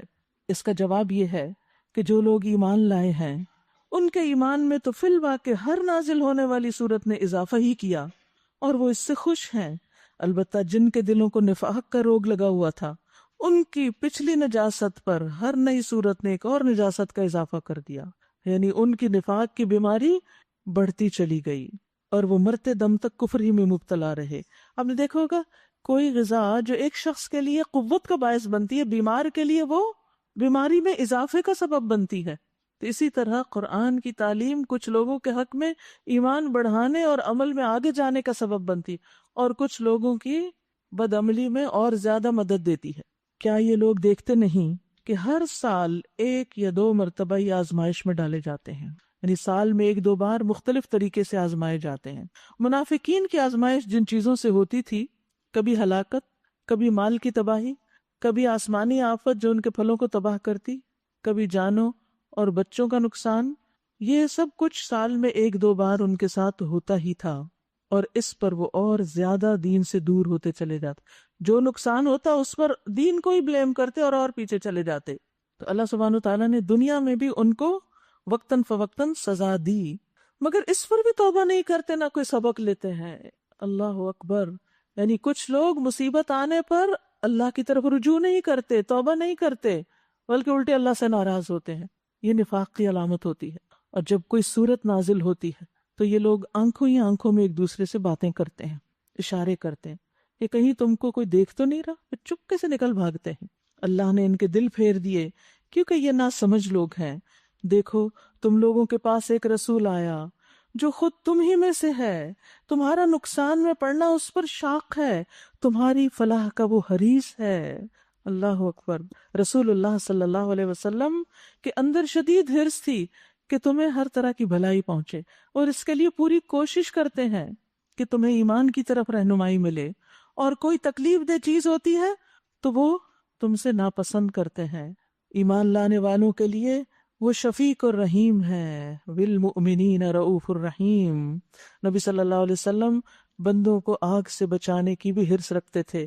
آپ فرماتے ہیں کہ میں تمہیں کمر سے پکڑ پکڑ کے آگ سے روک رہا ہوں اور تم ہے کہ اس میں گرتے جا رہے ہو. امت کی خاطر آپ آرام بھی اپنا چھوڑ دیتے تھے. ایک دفعہ آپ قیلولہ کر رہے تھے، کسی کی وفات ہوئی تو لوگوں نے خود ہی جنازہ پڑھ کے دفن کر دی. بعد میں جب آپ تشریف لائے تو پتہ چلا کہ نماز جنازہ ہو چکی، تو آپ نے فرمایا کہ تم نے مجھے کیوں نہیں بتایا. پھر آپ اس کی قبر کے پاس پہنچے، آپ نے صف بندی کی اور اس پہ 4 تکبیریں کہیں. اتنے حریص تھے لوگوں کی نجات کے، بخشش کے، ان کے لیے دعائیں کرنے کے. آج جو لوگ دین کی تعلیم دیتے ہیں اور دین سکھاتے ہیں، کیا وہ بھی لوگوں کے لیے اتنی تڑپ رکھتے ہیں کہ ان کے لیے دعائیں کریں؟ کوئی ساتھی پیچھے رہ رہا ہے یا کچھ ہو رہا ہے تو اس کے لیے وہ بھی تڑپیں. یہ محبتیں ہم سے کیوں ختم ہو گئیں؟ جو شخص اللہ سے محبت کرتا ہے وہ اللہ کے راستے میں چلنے والے ہر شخص سے محبت کرتا ہے۔ نبی صلی اللہ علیہ وسلم کے اسوہ حسنہ کو اپنائیے۔ پھر فرمایا اب اگر یہ لوگ منہ پھیرتے ہیں تو اے نبی ان سے کہہ دیجئے میرے لیے اللہ کافی ہے، کوئی معبود نہیں مگر وہی، اسی پر میں نے بھروسہ کیا اور وہ مالک ہے عرش عظیم کا۔ فَإِن تَوَلَّوْا فَقُلْ حَسْبِيَ اللَّهُ لَا إِلَٰهَ إِلَّا هُوَ عَلَيْهِ تَوَكَّلْتُ وَهُوَ رَبُّ الْعَرْشِ الْعَظِيمِ۔ یہ کلمہ بہت تقویت دینے والا ہے، بہت زیادہ اطمینان دینے والا ہے، ہر طرح کی پریشانیوں میں کفایت کرنے والا ہے۔ ابو درداء کہتے ہیں جس نے صبح و شام یہ 7 بار پڑھے اللہ تعالیٰ اس کی پریشانیوں میں اس کو کافی ہو جائے گا۔ پھر اسی طرح آپ دیکھیے اگر لوگ منہ موڑ جائیں، لوگوں کی بے رخی ستائے، ہوتا ہے نا کہ زندگی میں بعض اوقات کوئی بہت اپنے قریب پیارے رشتہ دار، کبھی والدین، کبھی ہسبینڈ، کبھی بہن بھائی، کبھی دوست چھوڑ جاتے ہیں۔ آپ دیکھیے اس کا علاج ہے اس آیت میں، لوگوں کی بے وفائیوں کے بعد جو دکھ پہنچتے ہیں ان دکھوں میں مرہم رکھنے کے لیے یہ آیت بہت زبردست ہے۔ فَإِن تَوَلَّوْا، اگر لوگ منہ موڑ جاتے ہیں نا، چھوڑ جاتے ہیں تمہیں، تو کیا کہا کرو، حسبی اللہ لا الہ الا ہو، میرے لیے میرا اللہ کافی ہے۔ تم چلے گئے، اللہ تو ہے، لا الہ الا ہو، وہی الہ ہے میرا ایک اکیلا، اسی کا بندہ ہوں میں، علیہ توکل، تو اسی پہ میں توکل کرتا ہوں، وہو رب العرش العظیم، اور وہ عرش عظیم کا رب ہے، ہر چیز کا مالک وہی ہے، وہی مجھے اس مشکل سے نکالے گا۔ کیونکہ عموماً یہ ہوتا ہے جب بندے پہ کوئی دکھ آتا ہے، مشکل حالات آتے ہیں، اپنوں کے خون بھی سفید ہو جاتے ہیں، جو بھی چھوڑ جاتے ہیں۔ اور یاد رکھیے اللہ تعالیٰ دنیا کی حقیقت ہمیں وقتاً فوقتاً دکھاتا رہتا ہے، جن لوگوں پہ ہمارا بڑا بھروسہ ہوتا ہے کہ ہمارے لیے پتہ نہیں کیا کچھ کر دیں گے، اور جب وہ انسان ہونے کے ناطے کچھ نہیں کر سکتے تو پھر ہم رنج، ہم غم میں مبتلا رہتے ہیں۔ نکلیے اس سے باہر، لا تحزن۔ تو لا تحزن کیسے؟ یہ دعا پڑھ کے۔ اگر دل گھبرانے لگے نا، کبھی ایسی چیزیں آپ کو بہت پریشان کرنے لگے کہ فلاں نے ایسا کر دیا میرے سے، فلاں نے، اور آپ کو غم گھیر لے، زور زور سے یہ پڑھنا شروع کر دیں، آپ دیکھیں گے کہ آپ کو بہت ریلیف ملے گا، آپ اس کیفیت سے باہر نکل آئیں گے۔ لوگوں کی بے رخی کا غم کھانا چھوڑ دیں، اس لیے کہ لوگ تو خود کمزور ہیں، کیوں توقعات رکھتے ہیں ہم ان سے جو خود اپنے بھی سارے کام نہیں کر سکتے، وہ ہمارے لیے کیا کریں گے؟ توکل صرف اللہ پہ کریں، کیونکہ کبھی ہم اپنے ہی بچوں سے خفا رہتے ہیں، یہ بچہ تو پوچھتا ہی نہیں، یہ اتنا کماتا ہے مجھے تو کچھ دیتا ہی نہیں، چھوڑے ان کو، اللہ کافی ہے، وہ رازق ہے۔ کبھی کسی سے شکایت، کبھی کسی سے، چھوڑے لوگوں کی شکایتیں، کرے دل اپنا ٹھنڈا، پکارے اپنے رب کو اور وہ سنے گا۔ سورۃ یونس شروع کرتی ہوں اللہ کے نام سے جو بے انتہا مہربان نہایت رحم فرمانے والا ہے۔ الف لام را، یہ اس کتاب کی آیات ہیں جو حکمت و دانش سے لبریز ہے۔ کیا لوگوں کے لیے یہ ایک عجیب بات ہو گئی ہے کہ ہم نے خود انہی میں سے ایک آدمی کو وحی کی کہ غفلت میں پڑے ہوئے لوگوں کو چونکا دے اور جو مان لے ان کو خوشخبری دے دے کہ ان کے لیے ان کے رب کے پاس سچی عزت اور سرفرازی ہے۔ کیا یہی وہ بات ہے جس پر منکرین حق نے کہا کہ یہ شخص تو کھلا جادوگر ہے؟ ان ربکم اللہ الذی خلق السماوات والارض فی 6 ایام ثم استوى علی العرش۔ حقیقت یہ ہے کہ تمہارا رب وہی ہے جس نے آسمانوں اور زمین کو 6 دنوں میں پیدا کیا، پھر وہ عرش پر مستوی ہوا اور کائنات کا انتظام چلا رہا ہے۔ کوئی سفارش کرنے والا نہیں الا یہ کہ اس کی اجازت کے بعد سفارش کرے، یہی اللہ تمہارا رب ہے، لہٰذا تم اسی کی عبادت کرو۔ پھر کیا تم ہوش میں نہ آؤ گے، نصیحت نہ پکڑو گے؟ اسی کی طرف تم سب کو پلٹ کر جانا ہے، یہ اللہ کا پکا وعدہ ہے۔ بے شک پیدائش کی ابتدا وہی کرتا ہے، پھر وہی دوبارہ پیدا کرے گا، تاکہ وہ لوگ جو ایمان لائے اور جنہوں نے نیک اعمال کیے انہیں پورے انصاف کے ساتھ جزا دے، اور جنہوں نے کفر کا طریقہ اختیار کیا وہ کھولتا ہوا پانی پئیں اور دردناک سزا بھگتیں۔ اس انکار حق کی پاداش میں جو وہ کرتے رہے، وہی ہے جس نے سورج کو چمکدار بنایا اور چاند کو چمک دی اور چاند کے گھٹنے بڑھنے کی منزلیں ٹھیک ٹھیک مقرر کر دیں تاکہ تم اس سے برسوں اور تاریخوں کے حساب معلوم کرو۔ اللہ نے یہ سب کچھ کھیل کے طور پر نہیں، با مقصد ہی بنایا۔ وہ اپنی نشانیوں کو کھول کھول کر پیش کر رہا ہے ان لوگوں کے لیے جو علم رکھتے ہیں۔ نشانیاں بھی علم حاصل کرنے کے ساتھ ہی سمجھ میں آتی ہیں۔ یقیناً رات اور دن کے الٹ پھیر میں اور ہر اس چیز میں جو اللہ نے زمین اور آسمانوں میں پیدا کی نشانیاں ہیں ان لوگوں کے لیے جو بچنا چاہتے ہیں. ان الذين لا يرجون لقاءنا ورضوا بالحياة الدنيا واطمأنوا بها والذين هم عن آياتنا غافلون. حقیقت یہ ہے کہ جو لوگ ہم سے ملنے کی توقع نہیں رکھتے اور دنیا کی زندگی پہ ہی راضی اور مطمئن ہو گئے کہ یہی سب کچھ ہے، اور جو لوگ ہماری نشانیوں سے غافل ہیں ان کا آخری ٹھکانہ جہنم ہوگا، ان برائیوں کی پاداش میں جن کا اکتساب وہ کرتے رہے. دنیا کی زندگی پہ راضی ہونے کا بہت بڑا نقصان. حسن بصری کہتے ہیں اللہ کی قسم جب تک وہ دنیا پہ راضی نہیں ہوئے انہوں نے دنیا کو مزین نہیں کیا اور نہ ہی اس کا رتبہ بلند کیا، کوئی بہت امپورٹنس نہیں دی دنیا کو. دنیا کو زیادہ اہمیت اور دنیا کی چیزوں کو زیادہ اہمیت وہ انسان دیتا ہے جو دنیا پہ راضی ہو جاتا ہے کہ یہی میری جنت ہے. کیونکہ جب انسان راضی ہو جاتا ہے تو پھر وہ دنیا ہی کو سنوارنے، اسی کو خوشنما بنانے اور اسی کو خوبصورت بنانے کی کوشش کرتا ہے، اور پھر وہ اللہ کی آیات سے بے خبر ہو جاتا ہے، کائنات کی نشانیوں سے بھی بے خبر، اس کی کتاب سے بھی غافل، کیونکہ اس کے پاس وقت نہیں ہے. اس کا وقت سارے کا سارا کس پر ہے؟ صرف دنیا بنانے میں، اس کو خوبصورت بنانے میں. ایسے لوگ جب اللہ کی آیات سے غافل ہوتے ہیں تو پھر عمل سے بھی بہت دور ہو جاتے ہیں، اور یہی چیز انسان کی آخرت کے نقصان کا سبب بن جاتی ہے. تو یاد رکھیے دنیا کی زندگی پہ راضی ہونا، واطمئنوا بہا، اور اس پہ مطمئن ہو جانا، سیٹسفائیڈ کہ ہم جو کچھ کر رہے ہیں بالکل ٹھیک کر رہے ہیں. یہ وہ لوگ ہوتے ہیں جو دنیا کی طرف مائل ہوئے، اسی کو اپنی منزل اور اسی کو اپنا مقصد بنا لیا، اسی کو حاصل کرنے کی کوششوں میں دن رات لگے رہے، اسی کی لذتوں اور شہوتوں میں پڑے رہے، اور جس طریقے سے بھی دنیا ملی اس کو حاصل کر لیا، حلال حرام کی پرواہ نہیں کی.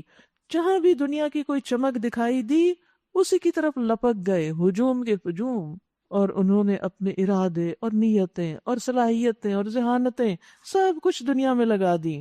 ان کی سوچیں، ان کے اعمال، ان کا غم و ہم سب دنیا کے گرد گھومتا رہا اور اس سے وہ باہر نکلے ہی نہیں. انہوں نے یوں سمجھ لیا گویا وہ ہمیشہ دنیا میں رہنے کے لیے پیدا کیے گئے. اسی کی سوچ بچار کو اپنی زندگی کا مرکز یا سینٹر آف لائف بنا لیا. جب انسان ایسا کر لیتا ہے تو پھر ایسے انسان کا حال کیا ہوتا ہے؟ رسول اللہ صلی اللہ علیہ وسلم نے فرمایا جس شخص کا مقصد اور حرص دنیا ہو اور وہی اس کا مقصد اور ہدف بن جائے، وہ اسی کی نیت کرتا ہو، تو اللہ تعالیٰ اس کی آنکھوں کے سامنے اس کا فقر و فاقہ کر دیتے ہیں، اس کے سامنے اس کی محتاجی ہر وقت رہتی ہے، اس کے معاملات اس پہ بکھیر دیتے ہیں، کچھ سمٹتا ہی نہیں، سمجھ ہی نہیں آتا کہاں سے شروع کیا کہاں ختم کرنا ہے. اور اس کو اس سے اتنا ہی ملتا ہے جو اس کے لیے لکھ دیا گیا، زیادہ ہے تو زیادہ ملتا ہے، کم ہے تو کم. اور جس شخص کا مقصد اور حرص آخرت ہو وہی اس کا ہدف بن جائے اور وہ اسی کی نیت رکھتا ہو، اللہ عز و جل اس کے دل میں غنا ڈال دیتے ہیں. وہ کہتا ہے اللہ کا دیا بہت کچھ ہے، وہ راضی ہو جاتا ہے.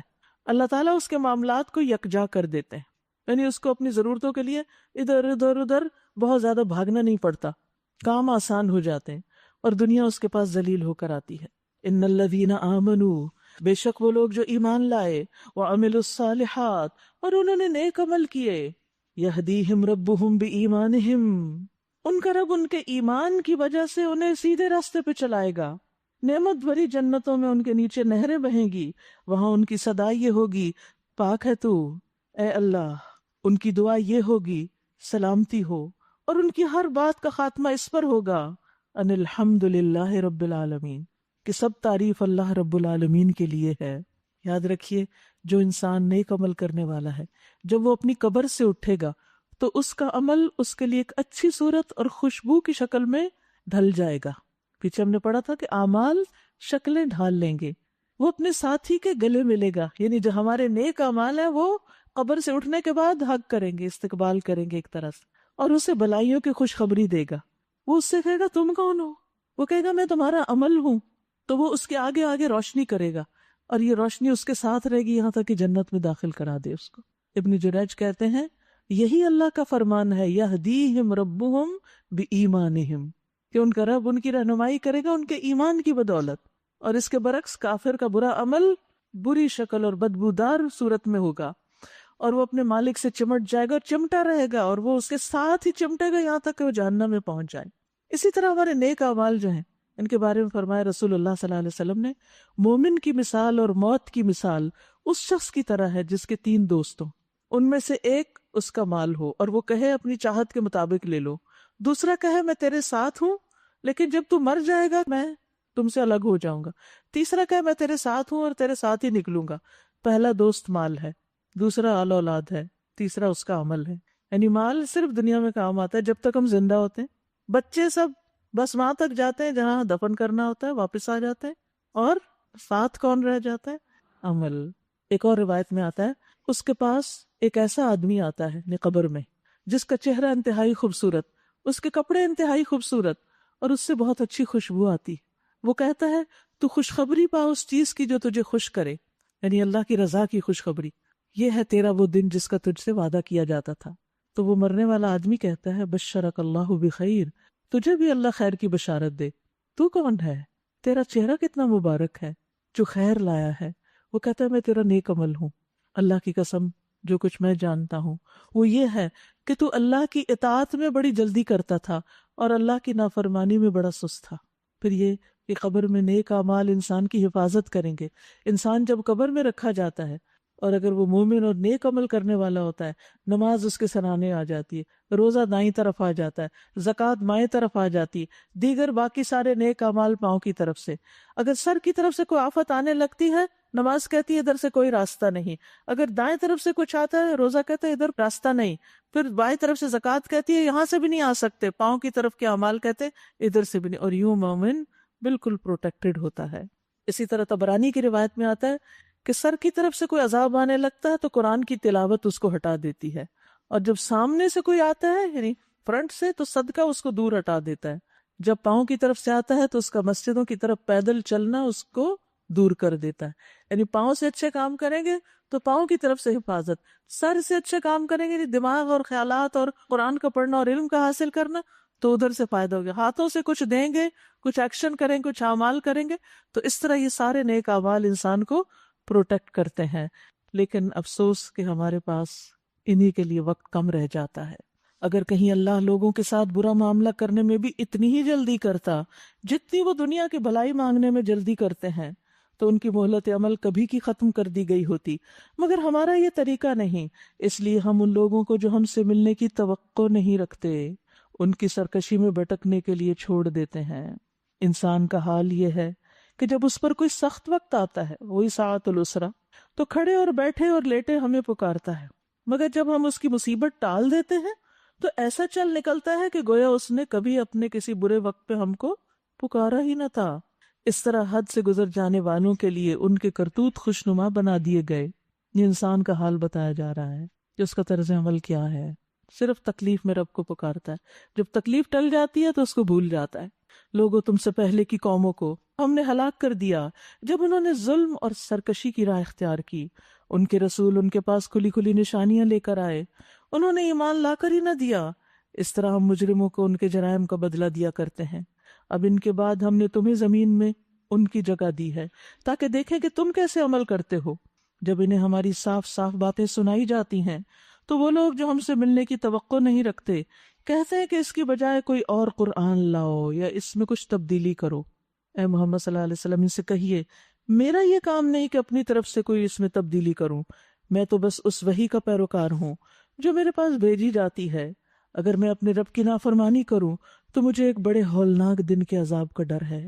اور کہو اگر اللہ کی مشیت یہی ہوتی تو میں یہ قرآن تمہیں کبھی نہ سناتا اور اللہ تمہیں اس کی خبر تک نہ دیتا۔ آخر اس سے پہلے میں ایک عمر تمہارے درمیان گزار چکا ہوں، کیا تم عقل سے کام نہیں لیتے؟ پھر اس سے بڑھ کر ظالم اور کون ہوگا جو ایک جھوٹی بات گھڑ کر اللہ کی طرف منسوب کرے یا اللہ کی واقعی آیات کو جھوٹا قرار دے۔ یقیناً مجرم کبھی فلاح نہیں پا سکتے۔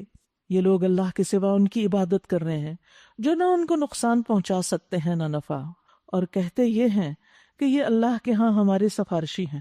ان سے کہیے کیا تم اللہ کو اس بات کی خبر دیتے ہو جسے وہ نہ آسمانوں میں جانتا نہ زمین میں؟ یعنی اللہ نے تو ایسا کچھ وعدہ نہیں کر رکھا کہ کوئی اور تمہاری سفارش جب چاہے کرے تو میں مان لوں۔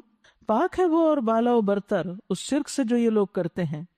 ابتدا میں سارے انسان ایک ہی امت تھے، بعد میں انہوں نے مختلف عقیدے اور مسلک بنا لیے۔ اگر تمہارے رب کی طرف سے پہلے ہی ایک بات طے نہ کر لی گئی ہوتی تو جس چیز میں وہ باہم اختلاف کر رہے ہیں اس کا فیصلہ کر دیا جاتا۔ اور یہ جو وہ کہتے ہیں کہ اس نبی پر اس کے رب کی طرف سے کوئی نشانی کیوں نہ اتاری گئی، تو ان سے کہیے غیب کا مالک و مختار تو اللہ ہی ہے، اچھا انتظار کرو، میں بھی تمہارے ساتھ انتظار کرتا ہوں۔ وَإِذَا أَذَقْنَا النَّاسَ رَحْمَةً مِّن بَعْدِ ضَرَّاءَ مَسَّتْهُمْ، لوگوں کا حال یہ ہے کہ مصیبت کے بعد جب ہم ان کو رحمت کا مزہ چکھاتے ہیں تو فوراً ہی وہ ہماری نشانیوں کے معاملے میں چال بازیاں شروع کر دیتے ہیں۔ ان سے کہیے اللہ اپنی چال میں تم سب سے زیادہ تیز ہے، اس کے فرشتے تمہاری سب مکاریوں کو قلم بند کر رہے ہیں، وہ اللہ ہی ہے جو تمہیں خشکی اور تری میں چلاتا ہے۔ چنانچہ جب تم کشتیوں میں سوار ہو کر باد موافق پر فرحاں و شاداں سفر کر رہے ہوتے ہو اور پھر یکایک باد مخالف کا زور ہوتا ہے اور ہر طرف سے موجوں کے تھپیڑے لگنے لگتے ہیں اور مسافر سمجھ لیتے ہیں کہ طوفان میں گر گئے، اس وقت سب دین کو اللہ ہی کے لیے خالص کر کے اس سے دعائیں مانگتے ہیں۔ جس کسی نے بھی سمندر کا سفر کیا ہو اور ایسی کیفیت پیش آئی ہو تو اس وقت کو یاد کر لیجئے کہ جب بمر میں پھنستے ہیں تو صرف اللہ کو پکارتے ہیں، سب معبود بھول جاتے ہیں۔ اس وقت کیا دعائیں مانگتے ہیں؟ اگر تو نے ہمیں اس بلا سے نجات دے دی تو ہم شکر گزار بندے بنیں گے، آئندہ ہم بڑے اچھے ہو جائیں گے۔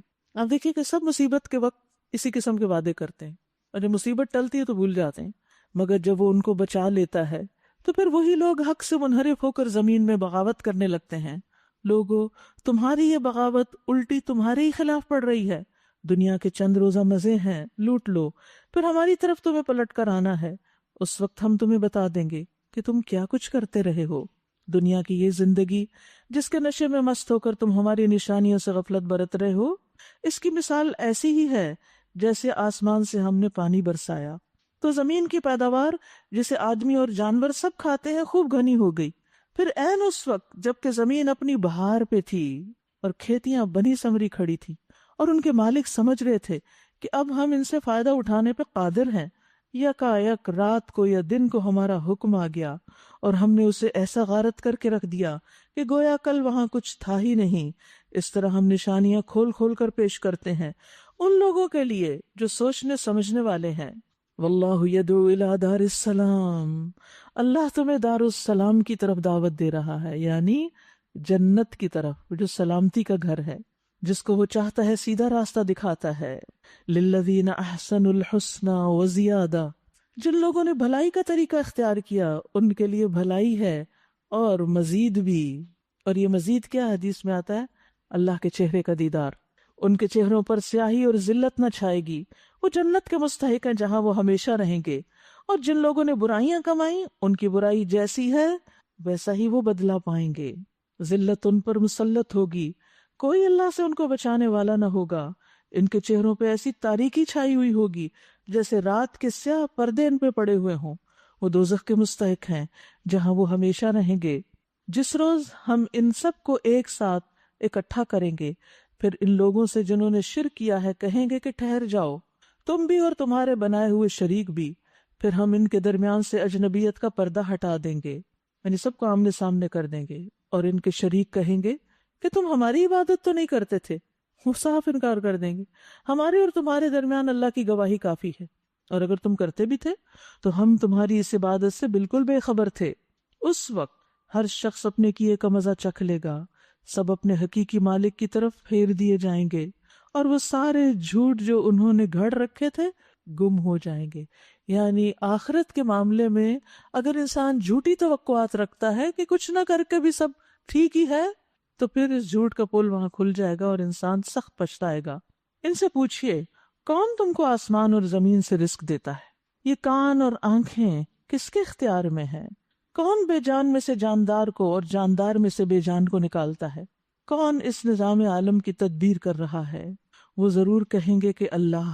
کہو پھر تم تقویٰ کیوں نہیں اختیار کرتے؟ تب تو یہی اللہ تمہارا حقیقی رب ہے، پھر حق کے بعد گمراہی کے سوا اور کیا باقی رہ گیا؟ آخر یہ تم کدھر پھرائے جا رہے ہو؟ یعنی کوئی اور ہے جو تمہیں کسی دوسرے راستے پہ ڈال رہا ہے، کیونکہ اللہ نے تو سب کے لیے ہدایتی کا راستہ رکھا ہے۔ اس طرح نافرمانی اختیار کرنے والوں پر تمہارے رب کی بات سچ ہو گئی کہ وہ مان کے نہیں دیں گے۔ ان سے پوچھئے تمہارے ٹھہرائے ہوئے شریکوں میں کوئی ہے جو تخلیق کی ابتدا بھی کرتا ہو اور پھر اس کو دوبارہ بھی بنا سکتا ہو؟ کہیے وہ صرف اللہ ہے جو تخلیق کی ابتدا بھی کرتا ہے اور اس کا اعادہ بھی کرتا ہے. پھر تم یہ کس الٹی راہ پہ چلائے جا رہے ہو؟ کون ہے جو تمہیں یہ غلط رستہ دکھا رہا ہے؟ ان سے پوچھئے تمہارے ٹھہرائے ہوئے شریکوں میں کوئی ایسا بھی ہے جو حق کی طرف رہنمائی کرتا ہو؟ کہیے وہ صرف اللہ ہے جو حق کی طرف رہنمائی کرتا ہے.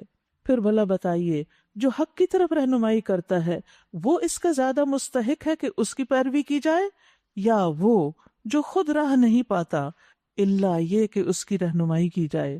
آخر تمہیں کیا ہو گیا ہے؟ کیسے الٹے الٹے فیصلے کرتے ہو؟ حقیقت یہ ہے کہ ان میں سے اکثر لوگ محض قیاس اور گمان کے پیچھے چلے جا رہے ہیں. بس وہی باتیں سوچتے کرتے بولتے ہیں جو ان کے اپنے ذہن کی پیداوار ہے. حالانکہ گمان حق کی ضرورت کو کچھ بھی پورا نہیں کرتا. حق کی بنیاد تو دلیل پر ہوتی ہے، ہماری خواہشات پر تو نہیں ہوتی، ہماری اپنی سوچوں پہ تو نہیں ہوتی مبنی.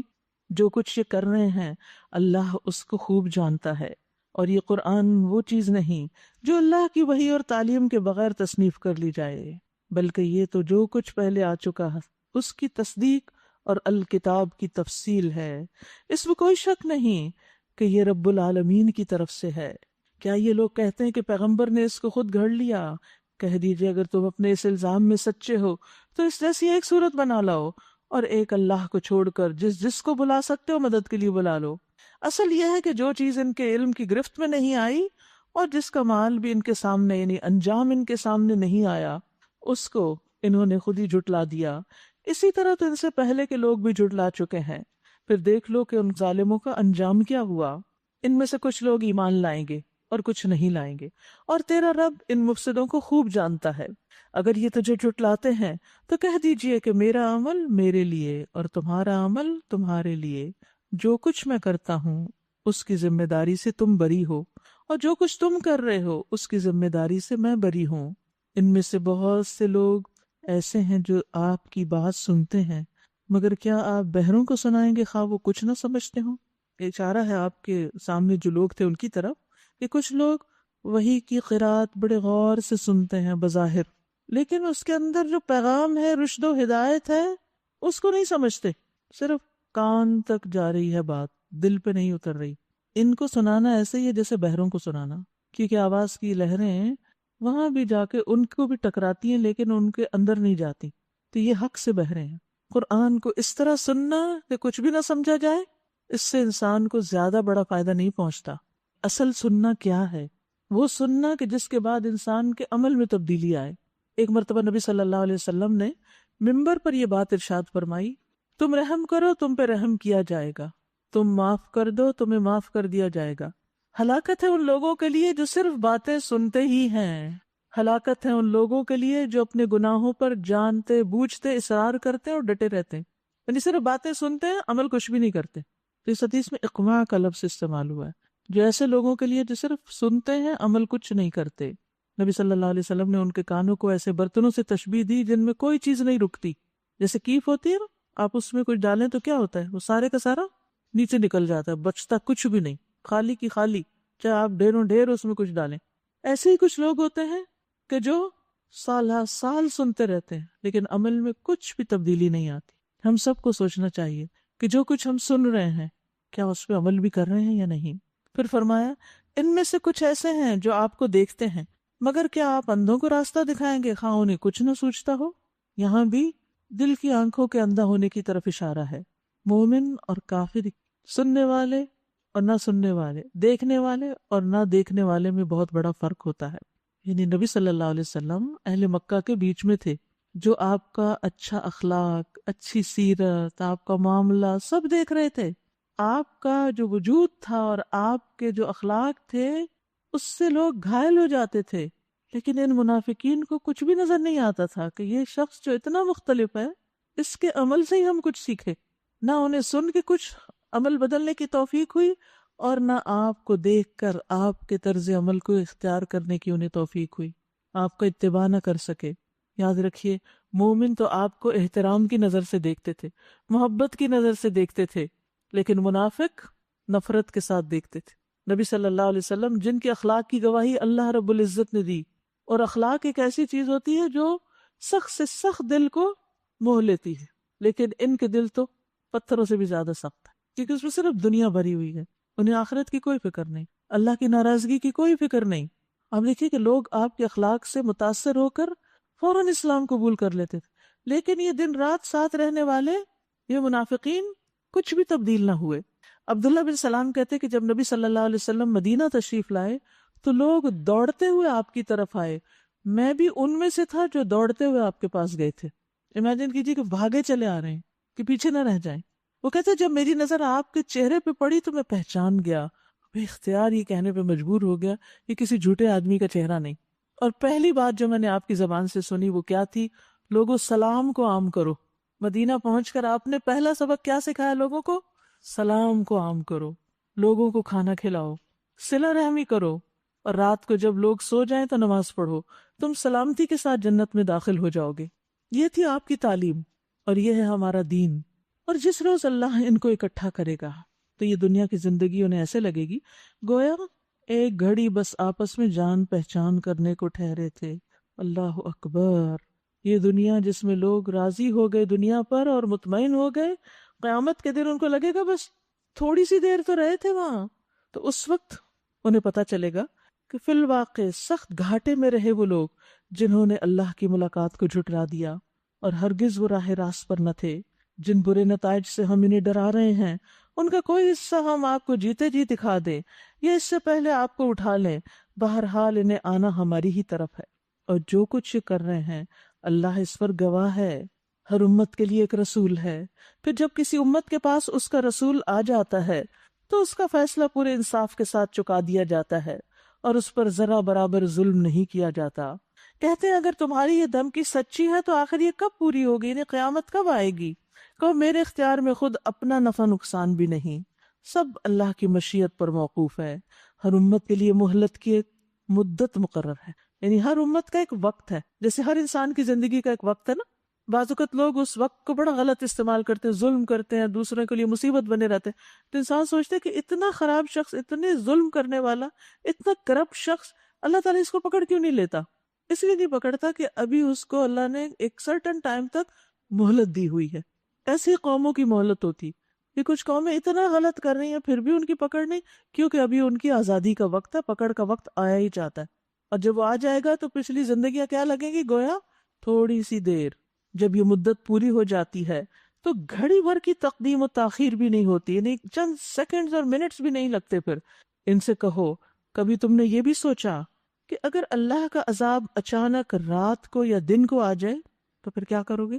آخر یہ ایسی کون سی چیز ہے جس کے لیے مجرم جلدی مچائیں؟ کیا جب وہ تم پر آ پڑے اسی وقت تم اسے مانو گے؟ اب بچنا چاہتے ہو حالانکہ تم خود ہی اس کے جلدی آنے کا تقاضا کر رہے تھے۔ پھر ظالموں سے کہا جائے گا کہ اب ہمیشہ کے عذاب کا مزہ چکھو، جو کچھ تم کماتے رہے ہو اس کی پاداش کے سوا اور کیا بدلہ تم کو دیا جا سکتا ہے؟ وَيَسْتَنْبِئُونَكَ أَحَقٌّ هُوَ قُلْ إِي وَرَبِّي إِنَّهُ لَحَقٌّ وَمَا أَنْتُمْ بِمُعْجِزِينَ۔ پھر پوچھتے ہیں کیا واقعی یہ سچ ہے جو تم کہہ رہے ہو؟ کہو میرے رب کی قسم یہ بالکل سچ ہے، اور تم اتنا بلبوتا نہیں رکھتے کہ اسے ظہور میں آنے سے روک دو۔ اگر ہر اس شخص کے پاس جس نے ظلم کیا ہے زمین بھر کی دولت بھی ہو تو اس عذاب سے بچنے کے لیے وہ اسے فدیے میں دینے پر آمادہ ہو جائے گا۔ جب یہ لوگ اس عذاب کو دیکھ لیں گے تو دل ہی دل میں پچھتائیں گے، مگر ان کے درمیان پورے انصاف سے فیصلہ کیا جائے گا، کوئی ظلم ان پر نہ ہوگا۔ سنو آسمانوں اور زمین میں جو کچھ ہے اللہ کا ہے، سن رکھو اللہ کا وعدہ سچا ہے، مگر اکثر لوگ نہیں جانتے۔ وہی زندگی بخشتا ہے، وہی موت دیتا ہے، اور اسی کی طرف تم سب کو پلٹنا ہے۔ یا ایھا الناس، اے لوگو، قد جاءتکم موعظۃ من ربکم وشفاء لما فی الصدور۔ لوگو تمہارے پاس تمہارے رب کی طرف سے نصیحت آ گئی ہے، یہ وہ چیز ہے جو دلوں کے امراض کی شفا ہے، دلوں کی بیماریوں کا علاج ہے اس میں، اور جو اسے قبول کر لیں ان کے لیے رہنمائی اور رحمت ہے۔ اے نبی کہیے یہ اللہ کا فضل اور اس کی مہربانی ہے کہ یہ چیز اس نے بھیجی، اس پر تو لوگوں کو خوشی منانی چاہیے، یعنی قرآن کی آمد پر خوش ہو جانا چاہیے۔ یہ ان سب چیزوں سے بہتر ہے جنہیں لوگ سمیٹ رہے ہیں۔ روز جب آئیں اس کو پڑھیں اور خوش ہوا کریں کہ میں ایک دولت سمیٹنے آئی ہوں، ہر اس دولت سے بہتر ہے جسے لوگ جمع کر رہے ہیں. اس وقت میں لوگ جو کچھ کر رہے ہیں وہ ان کے فائدے کا ہے، جتنا بھی ہے ان کی قسمت کا. لیکن دنیا چھوڑ کر اگر اس وقت آپ اللہ کی کتاب سیکھنے کے لیے بیٹھے ہوئے ہیں تو وہ ہر اس دولت سے بڑی دولت ہے. یاد رکھیے یہاں اللہ نے خوش ہونے کا حکم دیا ہے، تو اس حکم کی پیروی بھی اجر کا باعث ہے، یہ بھی ایک عبادت ہے. اور جس چیز پر خوش ہونے سے منع کیا گیا وہ کیا تھی؟ قارون کی دولت. اسے کہا گیا تھا لا تفرح ان اللہ لا يحب الفرحین، مت اتراؤ، مت خوش ہو. اس دولت پہ خوش ہوتے ہو کہ بہت مل گئی؟ اللہ ان چیزوں پر خوش ہونے والوں سے محبت نہیں رکھتا. تو قرآن سینے کی بیماریوں کی شفا ہے. وسوسے، خیالات، پریشانیاں، غم جو بھی شیطان دل میں ڈالتا ہے یہ قرآن ہی اس کی صفائی کرتا ہے. ابن قیم کہتے ہیں دلوں اور جسموں کی بیماریوں میں سے کوئی بیماری ایسی نہیں جس کا علاج اور اس کے سبب کی طرف رہنمائی کا ذریعہ قرآن میں نہ ہو. یہ الگ بات ہے ہمیں سمجھنا ہے. یاد رکھیے قرآن سے بے شمار فائدے ہیں. ایک حدیث میں آتا ہے جو لوگ اللہ کے گھروں میں سے کسی گھر میں اللہ کی کتاب کی تلاوت کرتے ہیں اور اس کی تعلیم میں باہم مصروف ہوتے ہیں تو ان پر سکینت نازل ہوتی، رحمت انہیں ڈھانپ لیتی ہے، فرشتے انہیں گھیر لیتے ہیں اور اللہ ان کا ذکر اپنے پاس موجود فرشتوں میں کرتے ہیں. اس لیے اس بات سے بھی خوش ہو جانا چاہیے کہ اللہ سبحانہ وتعالی ہمارا ذکر فرشتوں میں کر رہے ہیں. قُلْ أَرَأَيْتُمْ مَا أَنزَلَ اللَّهُ لَكُمْ مِنْ رِزْقٍ، اے نبی ان سے کہیے تم لوگوں نے کبھی یہ بھی سوچا کہ جو رزق اللہ نے تمہارے لیے اتارا تھا اس میں سے تم نے خود ہی کسی کو حرام کسی کو حلال ٹھہرا لیا. اس کی تفصیل آپ سورۃ الانعام میں پڑھ چکے ہیں. ان سے پوچھئے اللہ نے تمہیں اس کی اجازت دی تھی یا تم اللہ پہ افطرا کر رہے ہو؟ جو لوگ اللہ پہ یہ جھوٹا افطرا باندھتے ہیں ان کا کیا گمان ہے کہ قیامت کے دن ان سے کیا معاملہ ہوگا؟ اللہ تو لوگوں پر مہربانی کی نظر رکھتا ہے مگر اکثر انسان ایسے ہیں جو شکر نہیں کرتے. اے نبی آپ جس حال میں بھی ہوتے ہیں اور قرآن میں سے جو کچھ بھی سناتے ہیں اور لوگوں تم بھی جو کچھ کرتے ہو اس سب کے دوران ہم تمہیں دیکھتے رہتے ہیں. اللہ اکبر. ہم کچھ بھی کریں کہیں بھی کریں سب کچھ اللہ دیکھ رہا ہے. کوئی ذرہ برابر چیز آسمان اور زمین میں ایسی نہیں، نہ چھوٹی نہ بڑی، جو تیرے رب کی نظر سے پوشیدہ ہو، چھپی ہوئی ہو اور ایک صاف دفتر میں درج نہ ہو، یعنی لوح محفوظ میں اس کا ریکارڈ نہ ہو. سنو جو اللہ کے دوست ہیں، جو ایمان لائے اور جنہوں نے تقوی کا رویہ اختیار کیا، ان کے لیے کسی خوف اور رنج کا موقع نہیں. دنیا اور آخرت دونوں زندگیوں میں ان کے لیے بشارت ہے. اللہ اکبر. لہم البشرا فی الحیات الدنیا و فی الآخرہ. اللہ کے دوستوں کے لیے دنیا میں بھی خوشخبریاں ہیں اور آخرت میں بھی. اللہ کی باتیں بدل نہیں سکتی، یہی بڑی کامیابی ہے. اگرچہ اللہ کے دوستوں پر دنیا میں وقتی طور پر کچھ معاملات، کچھ حالات ایسے آتے ہیں جن پر وہ غمگین ہوتے ہیں، غم پہنچتا ہے، لیکن وہ اس سے جلدی باہر نکل آتے ہیں. آپ کے بیٹے نبی صلی اللہ علیہ وسلم کے بیٹے ابراہیم کی جب وفات ہوئی تو آپ نے کیا فرمایا کہ اے ابراہیم ہم تمہاری جدائی پہ غمزدہ ہیں. کوئی فوت ہو جاتا ہے، کوئی چلا جاتا ہے، انسان دکھی ہوتا ہے، یہ اس کے منافی نہیں، کیونکہ دنیا ایک امتحان کی جگہ ہے اور انسان کے اوپر مختلف کیفیات آتی ہیں. لیکن مومن کا یہ غم بس جذباتی غم ہوتا ہے، وہ جذبات کے اثر میں ہوتا ہے، جو مستقل نہیں ہوتا، اس کے دل میں قرار نہیں پکڑ لیتا. صبر کرنے سے ایسا غم ختم ہو جاتا ہے. اللہ کے دوستوں کو دائمی غم لاحق نہیں ہوتا، وہ وقت کے ساتھ ساتھ ختم ہو جاتا ہے. اللہ سے مدد مانگنے سے ختم ہو جاتا ہے. جتنا جتنا ایمان بڑھاتے جائیں گے اتنا اتنا انشاءاللہ غم کم ہوتا جائے گا، ختم ہوتا جائے گا. بہت ہی خوشخبری والی آیت ہے یہ. اللہ کی باتیں بدل نہیں سکتی. اگر اس کے باوجود تمہارے دل غموں کا مرکز بنے ہوئے ہیں تو پھر اپنے ایمان کی فکر کرو، اللہ سے اپنے تعلق کو اور مضبوط کرو، اللہ سے خوب دعائیں کرو، اس کی کتاب کو اور زیادہ پڑھو، اس کا ذکر اور زیادہ کرو. الا بذکر اللہ تطمئن القلوب. دل شفا پا جائیں گے. ڈوز اور بڑھا دو، ڈوز کم ہے ابھی، کیونکہ اکثر ہم کہتے ہیں اتنا کچھ پڑھا ہے لیکن ابھی اثر نہیں. ابھی کتنا پڑھا ہے؟ میں پھر لوگوں سے تھوڑی تفصیل پوچھتی ہوں، مجھے ذرا بتاؤ ایک دن میں کیا کیا پڑھا ہے. کچھ خاص نہیں ہوتا اور اس کو بہت بڑا سمجھ رہے ہوتے ہیں. وہ بھی شیطان ہمیں خیال دلاتا ہے بہت کر رہے ہیں ہم، اور پھر من گھڑت خود ساختہ چیزیں کر رہے ہیں ہزاروں میں لاکھوں میں. وہ کیجئے جو اللہ اور اس کے رسول نے بتایا ہے. قرآن سے خوشی ہے، اس کی طرف آئیے، یہ سب سے بڑا وظیفہ ہے، اس کو نہیں پڑھتے، اس کے لیے وقت ہی نہیں، اس میں غور و فکر نہیں کرتے، اور ان چیزوں کے لیے گھنٹوں بیٹھے رہتے ہیں جن کی کوئی دلیل نہیں۔ تو اللہ کے دوست بن جائیے۔ اللہ کے دوستوں کے لیے نہ خوف ہے نہ غم۔ کون ہیں وہ دوست؟ ایمان اور تقوی والے۔ ان کے لیے خوشخبریاں ہیں، دنیا کی زندگی میں بھی اور آخرت میں بھی اللہ کے کلمات تبدیل نہیں ہوں گے۔ یہ سب سے بڑی کامیابی ہے۔ یہ بات فرما کے فرمایا، اے نبی، جو باتیں یہ لوگ آپ پہ بناتے ہیں وہ آپ کو غمگین نہ کریں، لوگوں کی باتوں کی پرواہ چھوڑ دو، عزت ساری کی ساری اللہ کے اختیار میں ہے، اور وہ سب کچھ سنتا اور جانتا ہے۔ اور بندہ جب اپنے حال اللہ کو بتا دیتا ہے تو اس کے غم دور ہو جاتے ہیں۔ آگاہ رہو، آسمان کے بسنے والے ہوں یا زمین کے، سب اللہ کے مملوک ہیں، اور جو لوگ اللہ کے سوا کچھ شریکوں کو پکار رہے ہیں وہ نرے وہم و گمان کے پیروکار ہیں، محض قیاس آرائیاں کرتے ہیں۔ وہ اللہ ہی ہے جس نے تمہارے لیے رات بنائی کہ اس میں سکون حاصل کرو، راتوں کو سویا کرو اور دن کو روشن بنایا۔ اس میں نشانیاں ہیں ان لوگوں کے لیے جو سنتے ہیں، یعنی اللہ کی بات سنتے ہیں۔ لوگوں نے کہہ دیا اللہ نے کسی کو بیٹا بنایا، سبحان اللہ، وہ تو بے نیاز ہے، آسمانوں اور زمین میں جو کچھ ہے سب اس کی ملکیت ہے، اس کو بیٹے کی ضرورت نہیں، سبھی کچھ اس کا ہے۔ تمہارے پاس اس قول کے لیے آخر کیا دلیل ہے؟ کیا تم اللہ کے متعلق وہ باتیں کہتے ہو جو تمہارے علم میں نہیں ہے؟ کہہ دیجئے کہ جو لوگ اللہ پہ جھوٹے افطرا باندھتے ہیں وہ ہرگز فلاح نہیں پا سکتے، کامیاب نہ ہوں گے۔ دنیا کی چند روزہ زندگی میں مزے کر لیں، پھر ہماری طرف ان کو پلٹنا ہے، پھر ہم اس کفر کے بدلے جس کا وہ ارتکاب کر رہے ہیں ان کو سخت عذاب کا مزہ چکھائیں گے۔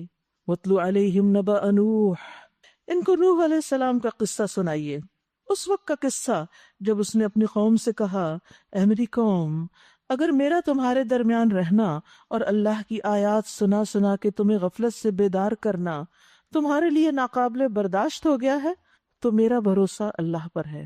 تم اپنے ٹھہرائے ہوئے شریکوں کو ساتھ لے کر ایک متفقہ فیصلہ کر لو، اور جو منصوبہ تمہارے پیش نظر ہو اس کو خوب سوچ سمجھ لو تاکہ اس کا کوئی پہلو تمہاری نگاہ سے پوشیدہ نہ رہے، پھر میرے خلاف اس کو عمل میں لے آؤ اور مجھے ہرگز مہلت نہ دو۔ یعنی جو تم نے کرنا کر لو۔ یہ وہی شخص کہہ سکتا ہے جس کو اللہ پہ پورا بھروسہ ہو۔ تم نے میری نصیحت سے منہ موڑا تو میرا کیا نقصان؟ میں تم سے کسی اجر کا طلبگار نہ تھا، میرا اجر تو اللہ کے ذمہ ہے، اور مجھے حکم دیا گیا ہے کہ میں خود مسلم بن کر رہوں۔ انہوں نے جھٹلایا اور نتیجہ یہ ہوا کہ ہم نے اسے اور ان لوگوں کو جو اس کے ساتھ کشتی میں تھے بچا لیا، اور انہی کو زمین میں جانشین بنایا، اور ان سب لوگوں کو غرق کر دیا جنہوں نے ہماری آیات کو جھٹلایا تھا۔ بس دیکھ لو کہ جنہیں خبردار کیا گیا ان کا انجام کیا ہوا۔ پھر نوح علیہ السلام کے بعد ہم نے مختلف پیغمبروں کو ان کی قوم کی طرف بھیجا، وہ ان کے پاس کھلی کھلی نشانیاں لے کر آئے، مگر جس چیز کو انہوں نے پہلے جھٹلا دیا تھا اسے پھر مان کر نہیں دیا، ضد میں آ گئے۔ اس طرح ہم حد سے گزر جانے والوں کے دلوں پہ ٹھپا لگا دیتے ہیں، پھر ہدایت نہیں ملتی۔ پھر ان کے بعد ہم نے موسیٰ اور ہارون کو اپنی نشانیوں کے ساتھ فرعون اور اس کے سرداروں کی طرف بھیجا، مگر انہوں نے اپنی بڑائی کا گھمنڈ کیا اور وہ مجرم لوگ تھے۔ بس جب ہمارے پاس سے حق ان کے سامنے آیا تو انہوں نے کہہ دیا کہ یہ تو کھلا جادو ہے۔ موسیٰ نے کہا، تم حق کو یہ کہتے ہو جبکہ وہ تمہارے سامنے آ گیا؟ کیا یہ جادو ہے؟ اسحر ھذا؟ حالانکہ جادوگر فلاح نہیں پایا کرتے۔ ولا یفلح الساحرون، بہت سے لوگوں کو یہ شک ہوتا ہے، ڈر ہوتا ہے، خوف ہوتا ہے کسی نے ان پہ جادو کر دیا، تو وہ اپنے خوف کو اس آیت کے ساتھ دور کریں، ولا یفلح الساحرون، ساحر کبھی کامیاب نہیں ہوتے۔ ٹھیک ہے، وقتی طور پر کچھ اثرات انسان محسوس کرتا ہے لیکن وہ اپنے مقصد میں کامیاب نہیں ہو سکتے، کیونکہ زندگی اور موت اللہ کے ہاتھ میں، رزق اللہ کے ہاتھ میں، ہمارے سارے اسباب کی ڈور اللہ کے ہاتھ میں، لہٰذا ہم جادوگروں سے پریشان نہ ہوں۔ انہوں نے جواب میں کہا، کیا تو اس لیے آیا ہے کہ ہمیں اس طریقے سے پھیر دے جس پر ہم نے اپنے باپ دادا کو پایا، اور زمین میں بڑائی تم دونوں کی قائم ہو جائے؟ تمہاری بات تو ہم ماننے والے نہیں۔ اور فرعون نے اپنے آدمیوں سے کہا، ہر ماہر فن جادوگر کو میرے پاس حاضر کرو۔ جب جادوگر آ گئے تو موسیٰ نے ان سے کہا، جو کچھ تمہیں پھینکنا ہے پھینکو۔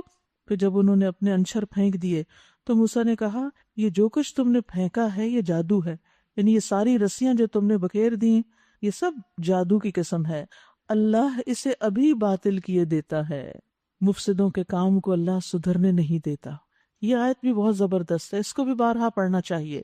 اور اللہ اپنے فرمانوں سے حق کو حق کر دکھاتا ہے، خواہ وہ مجرموں کو کتنا ہی ناگوار ہو۔ پھر دیکھو کہ موسیٰ علیہ السلام کو اس کی قوم میں سے چند نوجوانوں کے سوا کسی نے نہ مانا۔ بڑی عمر کے لوگ ان کی بات نہیں مانے، کیوں؟ فرعون کے ڈر سے، اور خود اپنی قوم کے بڑوں کے ڈر سے کہ کہیں فرعون ان کو عذاب میں مبتلا نہ کر دے۔ کل ہماری ایک بہت پیاری شاگرد کا میسج آیا کہ وہ جس علاقے میں دورہ قرآن کرا رہی ہیں، وہاں لوگ اپنے آس پاس سے، اپنے ماحول سے اتنے ڈرے ہوئے ہیں کہ کلاس میں آنے سے بھی ڈرتے ہیں کہ کہیں کوئی ہماری شکایت نہ کر دے، کہیں یہاں پولیس نہ پہنچ جائے، کہیں ایسا نہ ہو جائے، ویسا نہ ہو جائے۔ اس وقت میں سوچ رہی تھی کہ اللہ کا شکر ہے کہ اللہ نے ہمیں کتنا امن دیا ہوا، اور ہم بے فکر ہو کے اپنے گھروں سے نکلتے ہیں اور اطمینان کے ساتھ اللہ کی کتاب سنتے ہیں۔ اس نعمت پر، اس آزادی پر اللہ کا شکر ادا کریں۔ تو میں تصور کر رہی تھی کہ جو لوگ آ نہیں پاتے، سن نہیں پاتے، پھر وہ خود آگے کیا کریں گے؟ ان کی نسلیں کیا کریں گی؟ دین کیسے باقی رہے گا؟ یہ دین تو علم ہے، جہاں سے علم چلا جائے وہاں تو صرف جہالت باقی رہ جاتی، اصل دین تو نہیں رہتا۔ یہی حال موسیٰ علیہ السلام کے دور میں فرعون اور اس کے کارندوں کا تھا کہ وہ لوگوں کو حق پہ نہیں چلنے دیتے تھے، ظلم و ستم کرتے تھے۔ اور واقعہ یہ ہے کہ فرعون زمین میں غلبہ رکھتا تھا، جابر تھا، اور وہ ان لوگوں میں سے تھا جو کسی حد پہ نہیں رکتے، یعنی کھلی چھٹی، جس کو چاہے سزا دیں۔ موسیٰ نے اپنی قوم سے کہا کہ لوگو، اگر تم واقعی اللہ پر ایمان رکھتے ہو تو اس پر بھروسہ کرو اگر مسلمان ہو۔ انہوں نے جواب دیا، ہم نے اللہ ہی پر بھروسہ کیا۔ کتنی زبردست بات ہمیں یہاں سکھا دی گئی کہ جب ایسے لوگوں کا خوف ہو تو پھر انسان اس خوف سے نکلنے کے لیے کیا کرے؟ اللہ کے بھروسے پر کام کرے۔ اے ہمارے رب، ہمیں ظالم لوگوں کے لیے فتنہ نہ بنا، اور اپنی رحمت سے ہمیں کافروں سے نجات عطا کر۔ اور ہم نے موسیٰ اور اس کے بھائی کو اشارہ کیا کہ مصر میں چند مکان اپنی قوم کے لیے مہیا کرو، اور اپنے مکانوں کو قبلہ ٹھہرا لو، اور نماز قائم کرو، اور اہل ایمان کو بشارت دے دو۔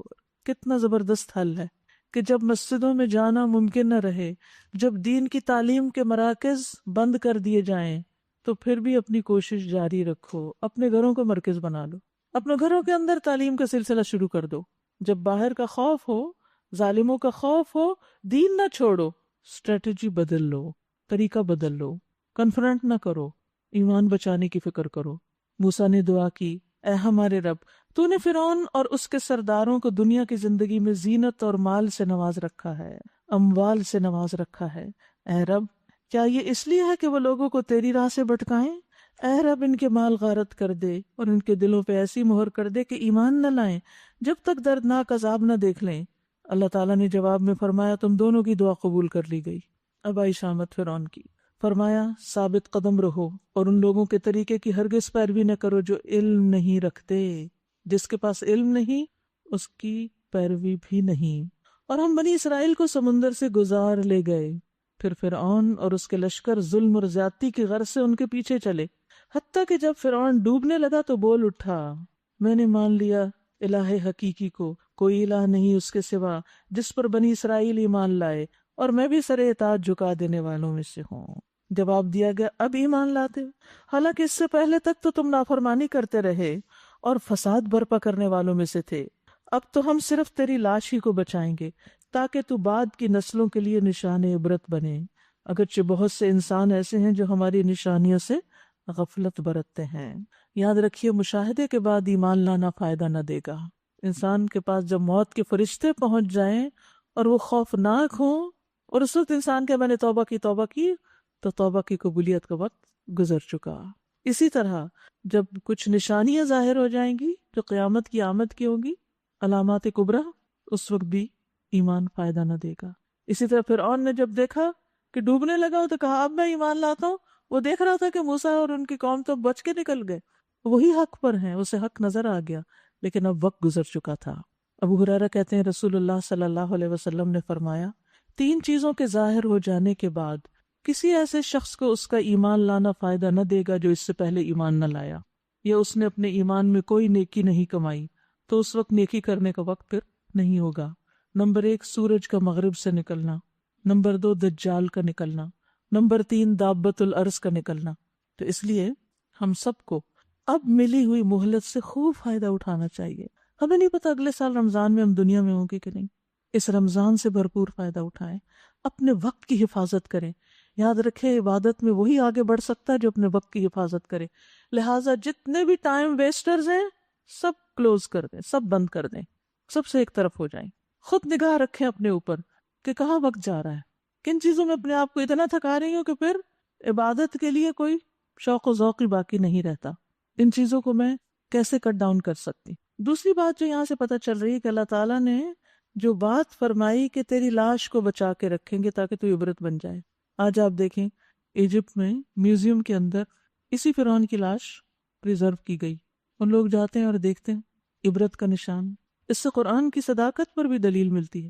نبی صلی اللہ علیہ وسلم کے زمانے میں تو کسی کو نہیں پتا تھا کہ وہ لاش کدھر ہے، لیکن اللہ کی کتاب پر وہ ایمان رکھتے تھے، اس لیے انہوں نے کہا اگر اللہ نے یہ کہا ہے تو سچ ہی کہا ہے. اور آج ہمارے دور میں یہ چیز سامنے آ گئی، ہم نے اس کا مشاہدہ کر لیا. اور تصویر تو ہر ایک نہیں دیکھی ہوگی، وہ ہر جگہ گھوم رہی ہوتی ہے فرعون کی.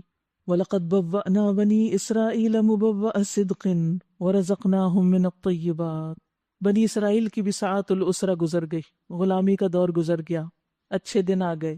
ہم نے بنی اسرائیل کو بہت اچھا ٹھکانہ دیا اور نہایت عمدہ وسائل زندگی انہیں عطا کیے.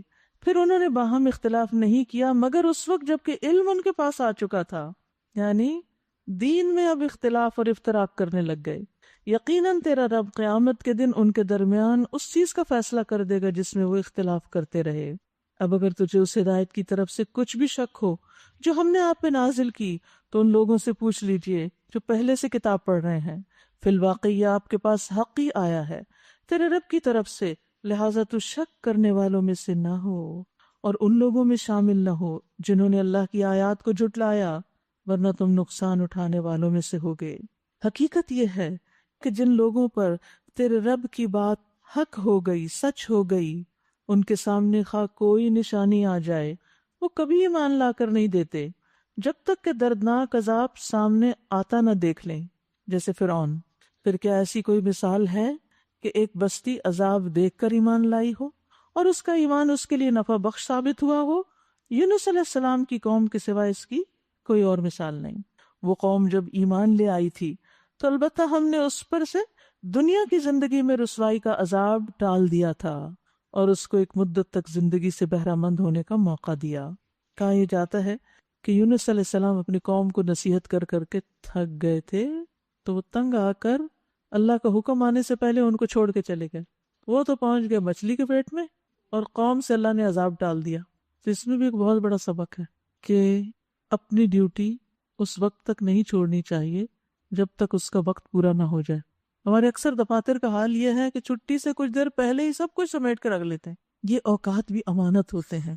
یاد رکھیے جن اوقات کی ہم کمٹمنٹ کرتے ہیں وہ اوقات امانت ہوتے ہیں. اللہ نے اپنے نبی یونس علیہ السلام کو نہیں چھوڑا. اب وہ جا رہے تھے آگے دریا آ گیا یا سمندر آ گیا اور آگے کہیں اور بھاگنے کا راستہ نہیں تھا، لہٰذا جو کشتی جا رہی تھی اسی میں بیٹھ گئے. اس قوم سے نجات ہو، میں جا رہا ہوں. اکثر ہم ایسے کرتے ہیں، واک آؤٹ کر جاتے ہیں. انف از انف، بس ہم ان کی شکل نہیں دیکھنا چاہتے. پھر وہی بنے لا ملجا من اللہ الا الیہ، اللہ سے بھاگ کر کہاں جا سکتے. اب وہ راستے میں جب کشتی اوور لوڈ ہو گئی اور وہ ڈوبنے لگی تو سب نے مل کے فیصلہ کیا کہ ایک شخص کو باہر نکال کے پھینک دیا جائے، اس میں سب کی نجات. قرآن اندازی ہوئی کیونکہ خود تو کوئی بھی آفر نہیں کر رہا تھا کہ میں مرتا ہوں اور تم سب بچ جاؤ. یونس علیہ السلام کے نام قرآن نکلا اور انہیں کشتی سے اٹھا کر سمندر میں پھینک دیا گیا. جو ہی انہیں پھینکا گیا ایک بہت بڑی مچھلی آئی اور اس نے ان کو نگل لیا اور وہ اس کے پیٹ میں پہنچ گیا. اور اندھیروں پر اندھیرے اس وقت انہیں احساس ہوا کہ غلطی میری تھی اور وہ پکار اٹھے لا الہ الا انت سبحانک انی کنت من الظالمین. انہوں نے اپنی غلطی مان لی، اللہ نے ان کی توبہ قبول کر لی اور مچھلی نے ان کو کنارے پہ لا کے ڈال دیا. پھر وہ اپنی قوم کی طرف واپس آئے اور قوم کو بھی ایک عرصے تک مہلت مل گئی مزید اچھے کام کرنے کی اور اس کو ایک مدت تک زندگی سے بہرہ مند ہونے کا موقع دے دیا. اگر تیرے رب کی مشیت یہ ہوتی کہ زمین میں سب مومن و فرمانبردار ہی ہوں تو سارے اہل زمین ایمان لے آئے ہوتے. یعنی اللہ تعالیٰ جبراً سب کو مسلمان کر سکتا تھا. پھر کیا آپ لوگوں کو مجبور کریں گے کہ وہ مومن ہو جائیں؟ کوئی شخص اللہ کے اذن کے بغیر ایمان نہیں لا سکتا. اور اللہ کا طریقہ یہ ہے کہ جو لوگ عقل سے کام نہیں لیتے وہ ان پر گندگی ڈال دیتا ہے، شیطانی وسوسے اور نیگیٹیوٹی. ان سے کہیے زمین اور آسمانوں میں جو کچھ ہے اسے آنکھیں کھول کر دیکھو اور جو لوگ ایمان لانا ہی نہیں چاہتے ان کے لیے نشانیاں اور تنبیہات آخر مفید کیسے ہو سکتی ہیں، ان کو فائدہ نہیں دے سکتی۔ اب یہ لوگ اس کے سوا اور کس چیز کے منتظر ہیں کہ وہی برے دن دیکھیں جو ان سے پہلے گزرے ہوئے لوگ دیکھ چکے۔ ان سے کہیے اچھا انتظار کرو، میں بھی تمہارے ساتھ انتظار کرتا ہوں۔ پھر جب ایسا وقت آتا ہے تو ہم اپنے رسولوں کو اور ان لوگوں کو بچا لیا کرتے ہیں جو ایمان لائے ہوں۔ ہمارا یہی طریقہ ہے، ہم پر یہ حق ہے کہ مومنوں کو بچا لیں۔ کتنی زبردست خوشخبری ہے، حقا علینا ننجی المؤمنین، مومنوں کو بچانا اللہ کے ذمے ہے۔ تو فکر کیجئے اپنے ایمان کی، اگر ہمارا ایمان درست ہے تو پھر باقی کام اللہ کا ہے۔ اے نبی کہہ دیجئے کہ لوگو، اگر تم ابھی تک میرے دین کے متعلق کسی شک میں ہو تو سن لو کہ اللہ کے سوا تم جن کی بندگی کرتے ہو میں ان کی بندگی نہیں کرتا، میں صرف اس الہ کی بندگی کرتا ہوں جس کے قبضے میں تمہاری موت ہے۔ مجھے حکم دیا گیا ہے کہ میں ایمان لانے والوں میں سے ہو جاؤں، اور مجھ سے فرمایا گیا کہ تم یکسو ہو کر اپنے آپ کو ٹھیک ٹھیک اس دین پر قائم کر لو اور ہرگز ہرگز مشرکین میں سے نہ ہو، اور اللہ کو چھوڑ کر کسی ایسی ہستی کو نہ پکارو جو تمہیں نہ فائدہ دے سکتی ہے نہ نقصان۔ اگر تم ایسا کرو گے تو ظالموں میں شمار ہوگے۔ یہ کس کو کہا جا رہا ہے؟ اللہ کے رسول صلی اللہ علیہ وسلم سے کہا جا رہا ہے۔ ایسا نہیں کہ آپ کرنے والے تھے، لیکن آپ کو کہہ کر یہ واضح کر دیا گیا کہ اللہ کے رسول کے لیے اگر اللہ تعالیٰ نے کوئی رخصت نہیں چھوڑی تو باقی اور کس کے لیے ہوگی؟ وَإِن يَمْسَسْكَ اللَّهُ بِضُرٍّ فَلَا كَاشِفَ لَهُ إِلَّا هُوَ، بہت بڑا سبق ہے یہ۔ اگر اللہ تجھے کسی مصیبت میں ڈالے تو خود اس کے سوا کوئی نہیں جو اس مصیبت کو ٹال دے۔ لہٰذا کیا کرنا چاہیے مصیبت میں، ساعت العسرہ میں؟ اللہ ہی کی طرف رجوع کریں، کثرت سے رجوع کریں، جیسے کس نے کیا؟ یونس علیہ السلام نے کیا۔ کیسے پکارا؟ لا الہ الا انت سبحانک انی کنت من الظالمین۔ مشکل کے وقت میں تو پڑھے ہی، عام دنوں میں بھی اپنے گناہوں کو سوچ کر پڑھتے رہا کرے تاکہ اللہ تعالیٰ مشکلات سے بچائے رکھے۔ پھر فرمایا وَإِن يُرِدْكَ بِخَيْرٍ فَلَا رَادَّ لِفَضْلِهِ، اور اگر وہ تیرے حق میں کسی بھلائی کا ارادہ کر لے تو اس کے فضل کو کوئی بھی پھیرنے والا نہیں۔ دل سے خوف نکال دو کہ لوگ کچھ بگاڑ دیں گے، کچھ بھی نہیں بگاڑ سکتے۔ وہ اپنے بندوں میں سے جس کو چاہتا ہے اپنے فضل سے نوازتا ہے، اور وہ درگزر کرنے والا اور رحم فرمانے والا ہے۔ قُلْ يَا أَيُّهَا النَّاسُ، کہہ دیجئے کہ اے لوگو، قَدْ جَاءَكُمُ الْحَقُّ مِنْ رَبِّكُمْ، تمہارے پاس تمہارے رب کی طرف سے حق آ گیا ہے۔ کیا ہم اس کی گواہی دیں گے؟ آ گیا ہے نا، پہنچ گیا ہے۔ اب جو سیدھی راہ اختیار کرے اس کی راست روی اسی کے لیے فائدہ مند ہے۔ یعنی اس کتاب کے مطابق اپنی زندگی کو ڈالنا خود ہمارے اپنے ہی لیے فائدہ مند ہے، اور جو گمراہ رہے اس کی گمراہی اسی کے لیے تباہ کن ہے۔ یعنی حق کو جان لینے کے بعد بھی اگر انسان گمراہی پر اڑنا اور اس پہ ڈٹ جانا اپنے لیے فائدے کی چیز سمجھتا تو یہ اس کی بھول ہے۔ اور میں تمہارے اوپر کوئی حوالہ دار نہیں ہوں، یعنی نبی صلی اللہ علیہ وسلم کی ذمہ داری نہیں کہ لوگوں کو زبردستی مسلمان بنا کے چھوڑیں، یا پھر یہ کہ ان کو جبراً گمراہی سے ہٹائیں۔ وَاتَّبِعْ مَا يُوحَىٰ إِلَيْكَ وَاصْبِرْ حَتَّىٰ يَحْكُمَ اللَّهُ وَهُوَ خَيْرُ الْحَاكِمِينَ۔ اور اے نبی صلی اللہ علیہ وسلم، تم اس ہدایت کی پیروی کیے جاؤ جو تمہاری طرف بذریعہ وحی بھیجی جا رہی ہے، یعنی آپ خود بھی پیروی کریں اور صبر کیجئے یہاں تک کہ اللہ فیصلہ کر دے، اور وہ بہترین فیصلہ کرنے والا ہے۔ سورۃ ہود۔ شروع کرتی ہوں اللہ کے نام سے جو بے انتہا مہربان نہایت رحم فرمانے والا ہے۔ الف لام را، الف لام را، کتاب احکمت آیاتہ ثم فصلت من لدن حکیم خبیر۔ ایک کتاب جس کی آیتیں پختہ اور مفصل ارشاد ہوئی ہیں، ایک دانا اور باخبر ہستی کی طرف سے ہے کہ تم نہ بندگی کرو مگر صرف اللہ کی۔ یہ ہے اس کتاب کا میسج کہ اللہ کے لیے خالص ہو جاؤ، اسی کی عبادت کرو۔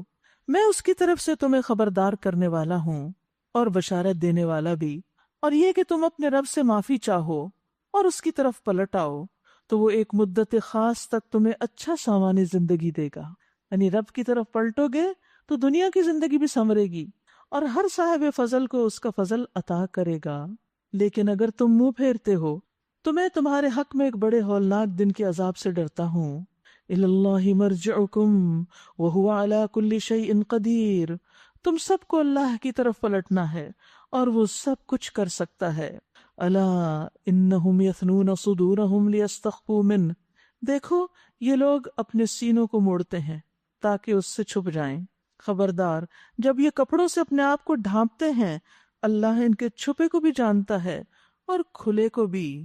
یعلم ما یسرون وما یعلنون انہ علیم بذات الصدور، وہ تو ان بھیدوں سے بھی واقف ہے جو سینوں میں ہیں۔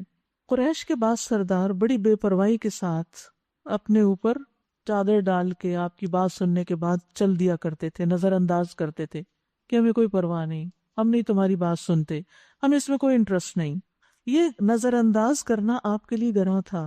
تو یہاں پر سورۃ ہود کے شروع میں نبی صلی اللہ علیہ وسلم کو تسلی دی گئی ہے کہ اللہ کو سب پتہ ہے جو یہ کر رہے ہیں، آپ فکر نہیں کریں، اللہ ان سے پوچھے گا، وہ صرف ان کے ظاہر نہیں، ان کے دلوں کے حال بھی جانتا ہے، یہ جو کچھ سوچتے ہیں اور جو دلوں میں نفرت رکھتے ہیں اس سے بھی اللہ واقف ہے، تو ان کے اعمال کی اللہ ہی ان کو جزا دے گا، آپ اپنا کام کیے چلے جائیں۔ وآخر دعوانا ان الحمد للہ رب العالمین۔ یہ کچھ چیزیں آپ کو انٹروڈیوس کرنی تھی کہ الحمدللہ رمضان میں آپ لوگ اگر مختلف لوگوں کو گفٹ دینا چاہتے ہیں تو یہ 2014 کے جو دورہ قرآن تھا اس کے اندر سے جو اہم نکات تھے، اہم باتیں، ان کو اس کتاب قرآن کے موتی میں سمو دیا گیا ہے۔ پھر اسی طرح آج کل تراویح لوگ پڑھتے ہیں، نماز با جماعت نہیں پڑھنی آتی، تو یاد رکھیے جماعت کے اگر صف ٹھیک نہیں اور طریقہ نہیں آتا جماعت سے نماز پڑھنے کا تو نماز نہیں ہوتی، اس لیے یہ گفٹ زیادہ سے زیادہ لوگوں تک پہنچائیں۔ اسی طرح شہر رمضان اور اسماء الحسنہ کا کارڈ اور قرآنی مسنون دعاؤں کا پیکج ہے۔ پھر جو لوگ عمرے پہ جا رہے ہیں ان کو دعاؤں کی کتاب بھی دیجیے، سفر کے آداب بھی دیجیے۔ پھر جو بیمار ہیں ان کو وزٹ کرنے جائیں تو شفا کی دعائیں ان کے لیے لے کر جائیں۔ اسی طرح اگر کہیں ڈیتھ ہو جائے تو میت کی بخشش کی دعا، ایصال ثواب اور قبر کے 3 سوال جو آگے ہوتے ہیں ان کے بارے میں لوگوں کو اویئرنیس دیجیے، تو انشاءاللہ اس علم کو پھیلانا آپ کے لیے صدقہ جاریہ ہوگا۔ تو یہ چیزیں اسٹال پر اویلیبل ہیں، آپ سب جاتے ہوئے دیکھ سکتے ہیں، لے سکتے ہیں۔ سبحانک اللہم و بحمدک، اشہد ان لا الہ الا انت، استغفرک و اتوب الیک۔ السلام علیکم ورحمۃ اللہ وبرکاتہ۔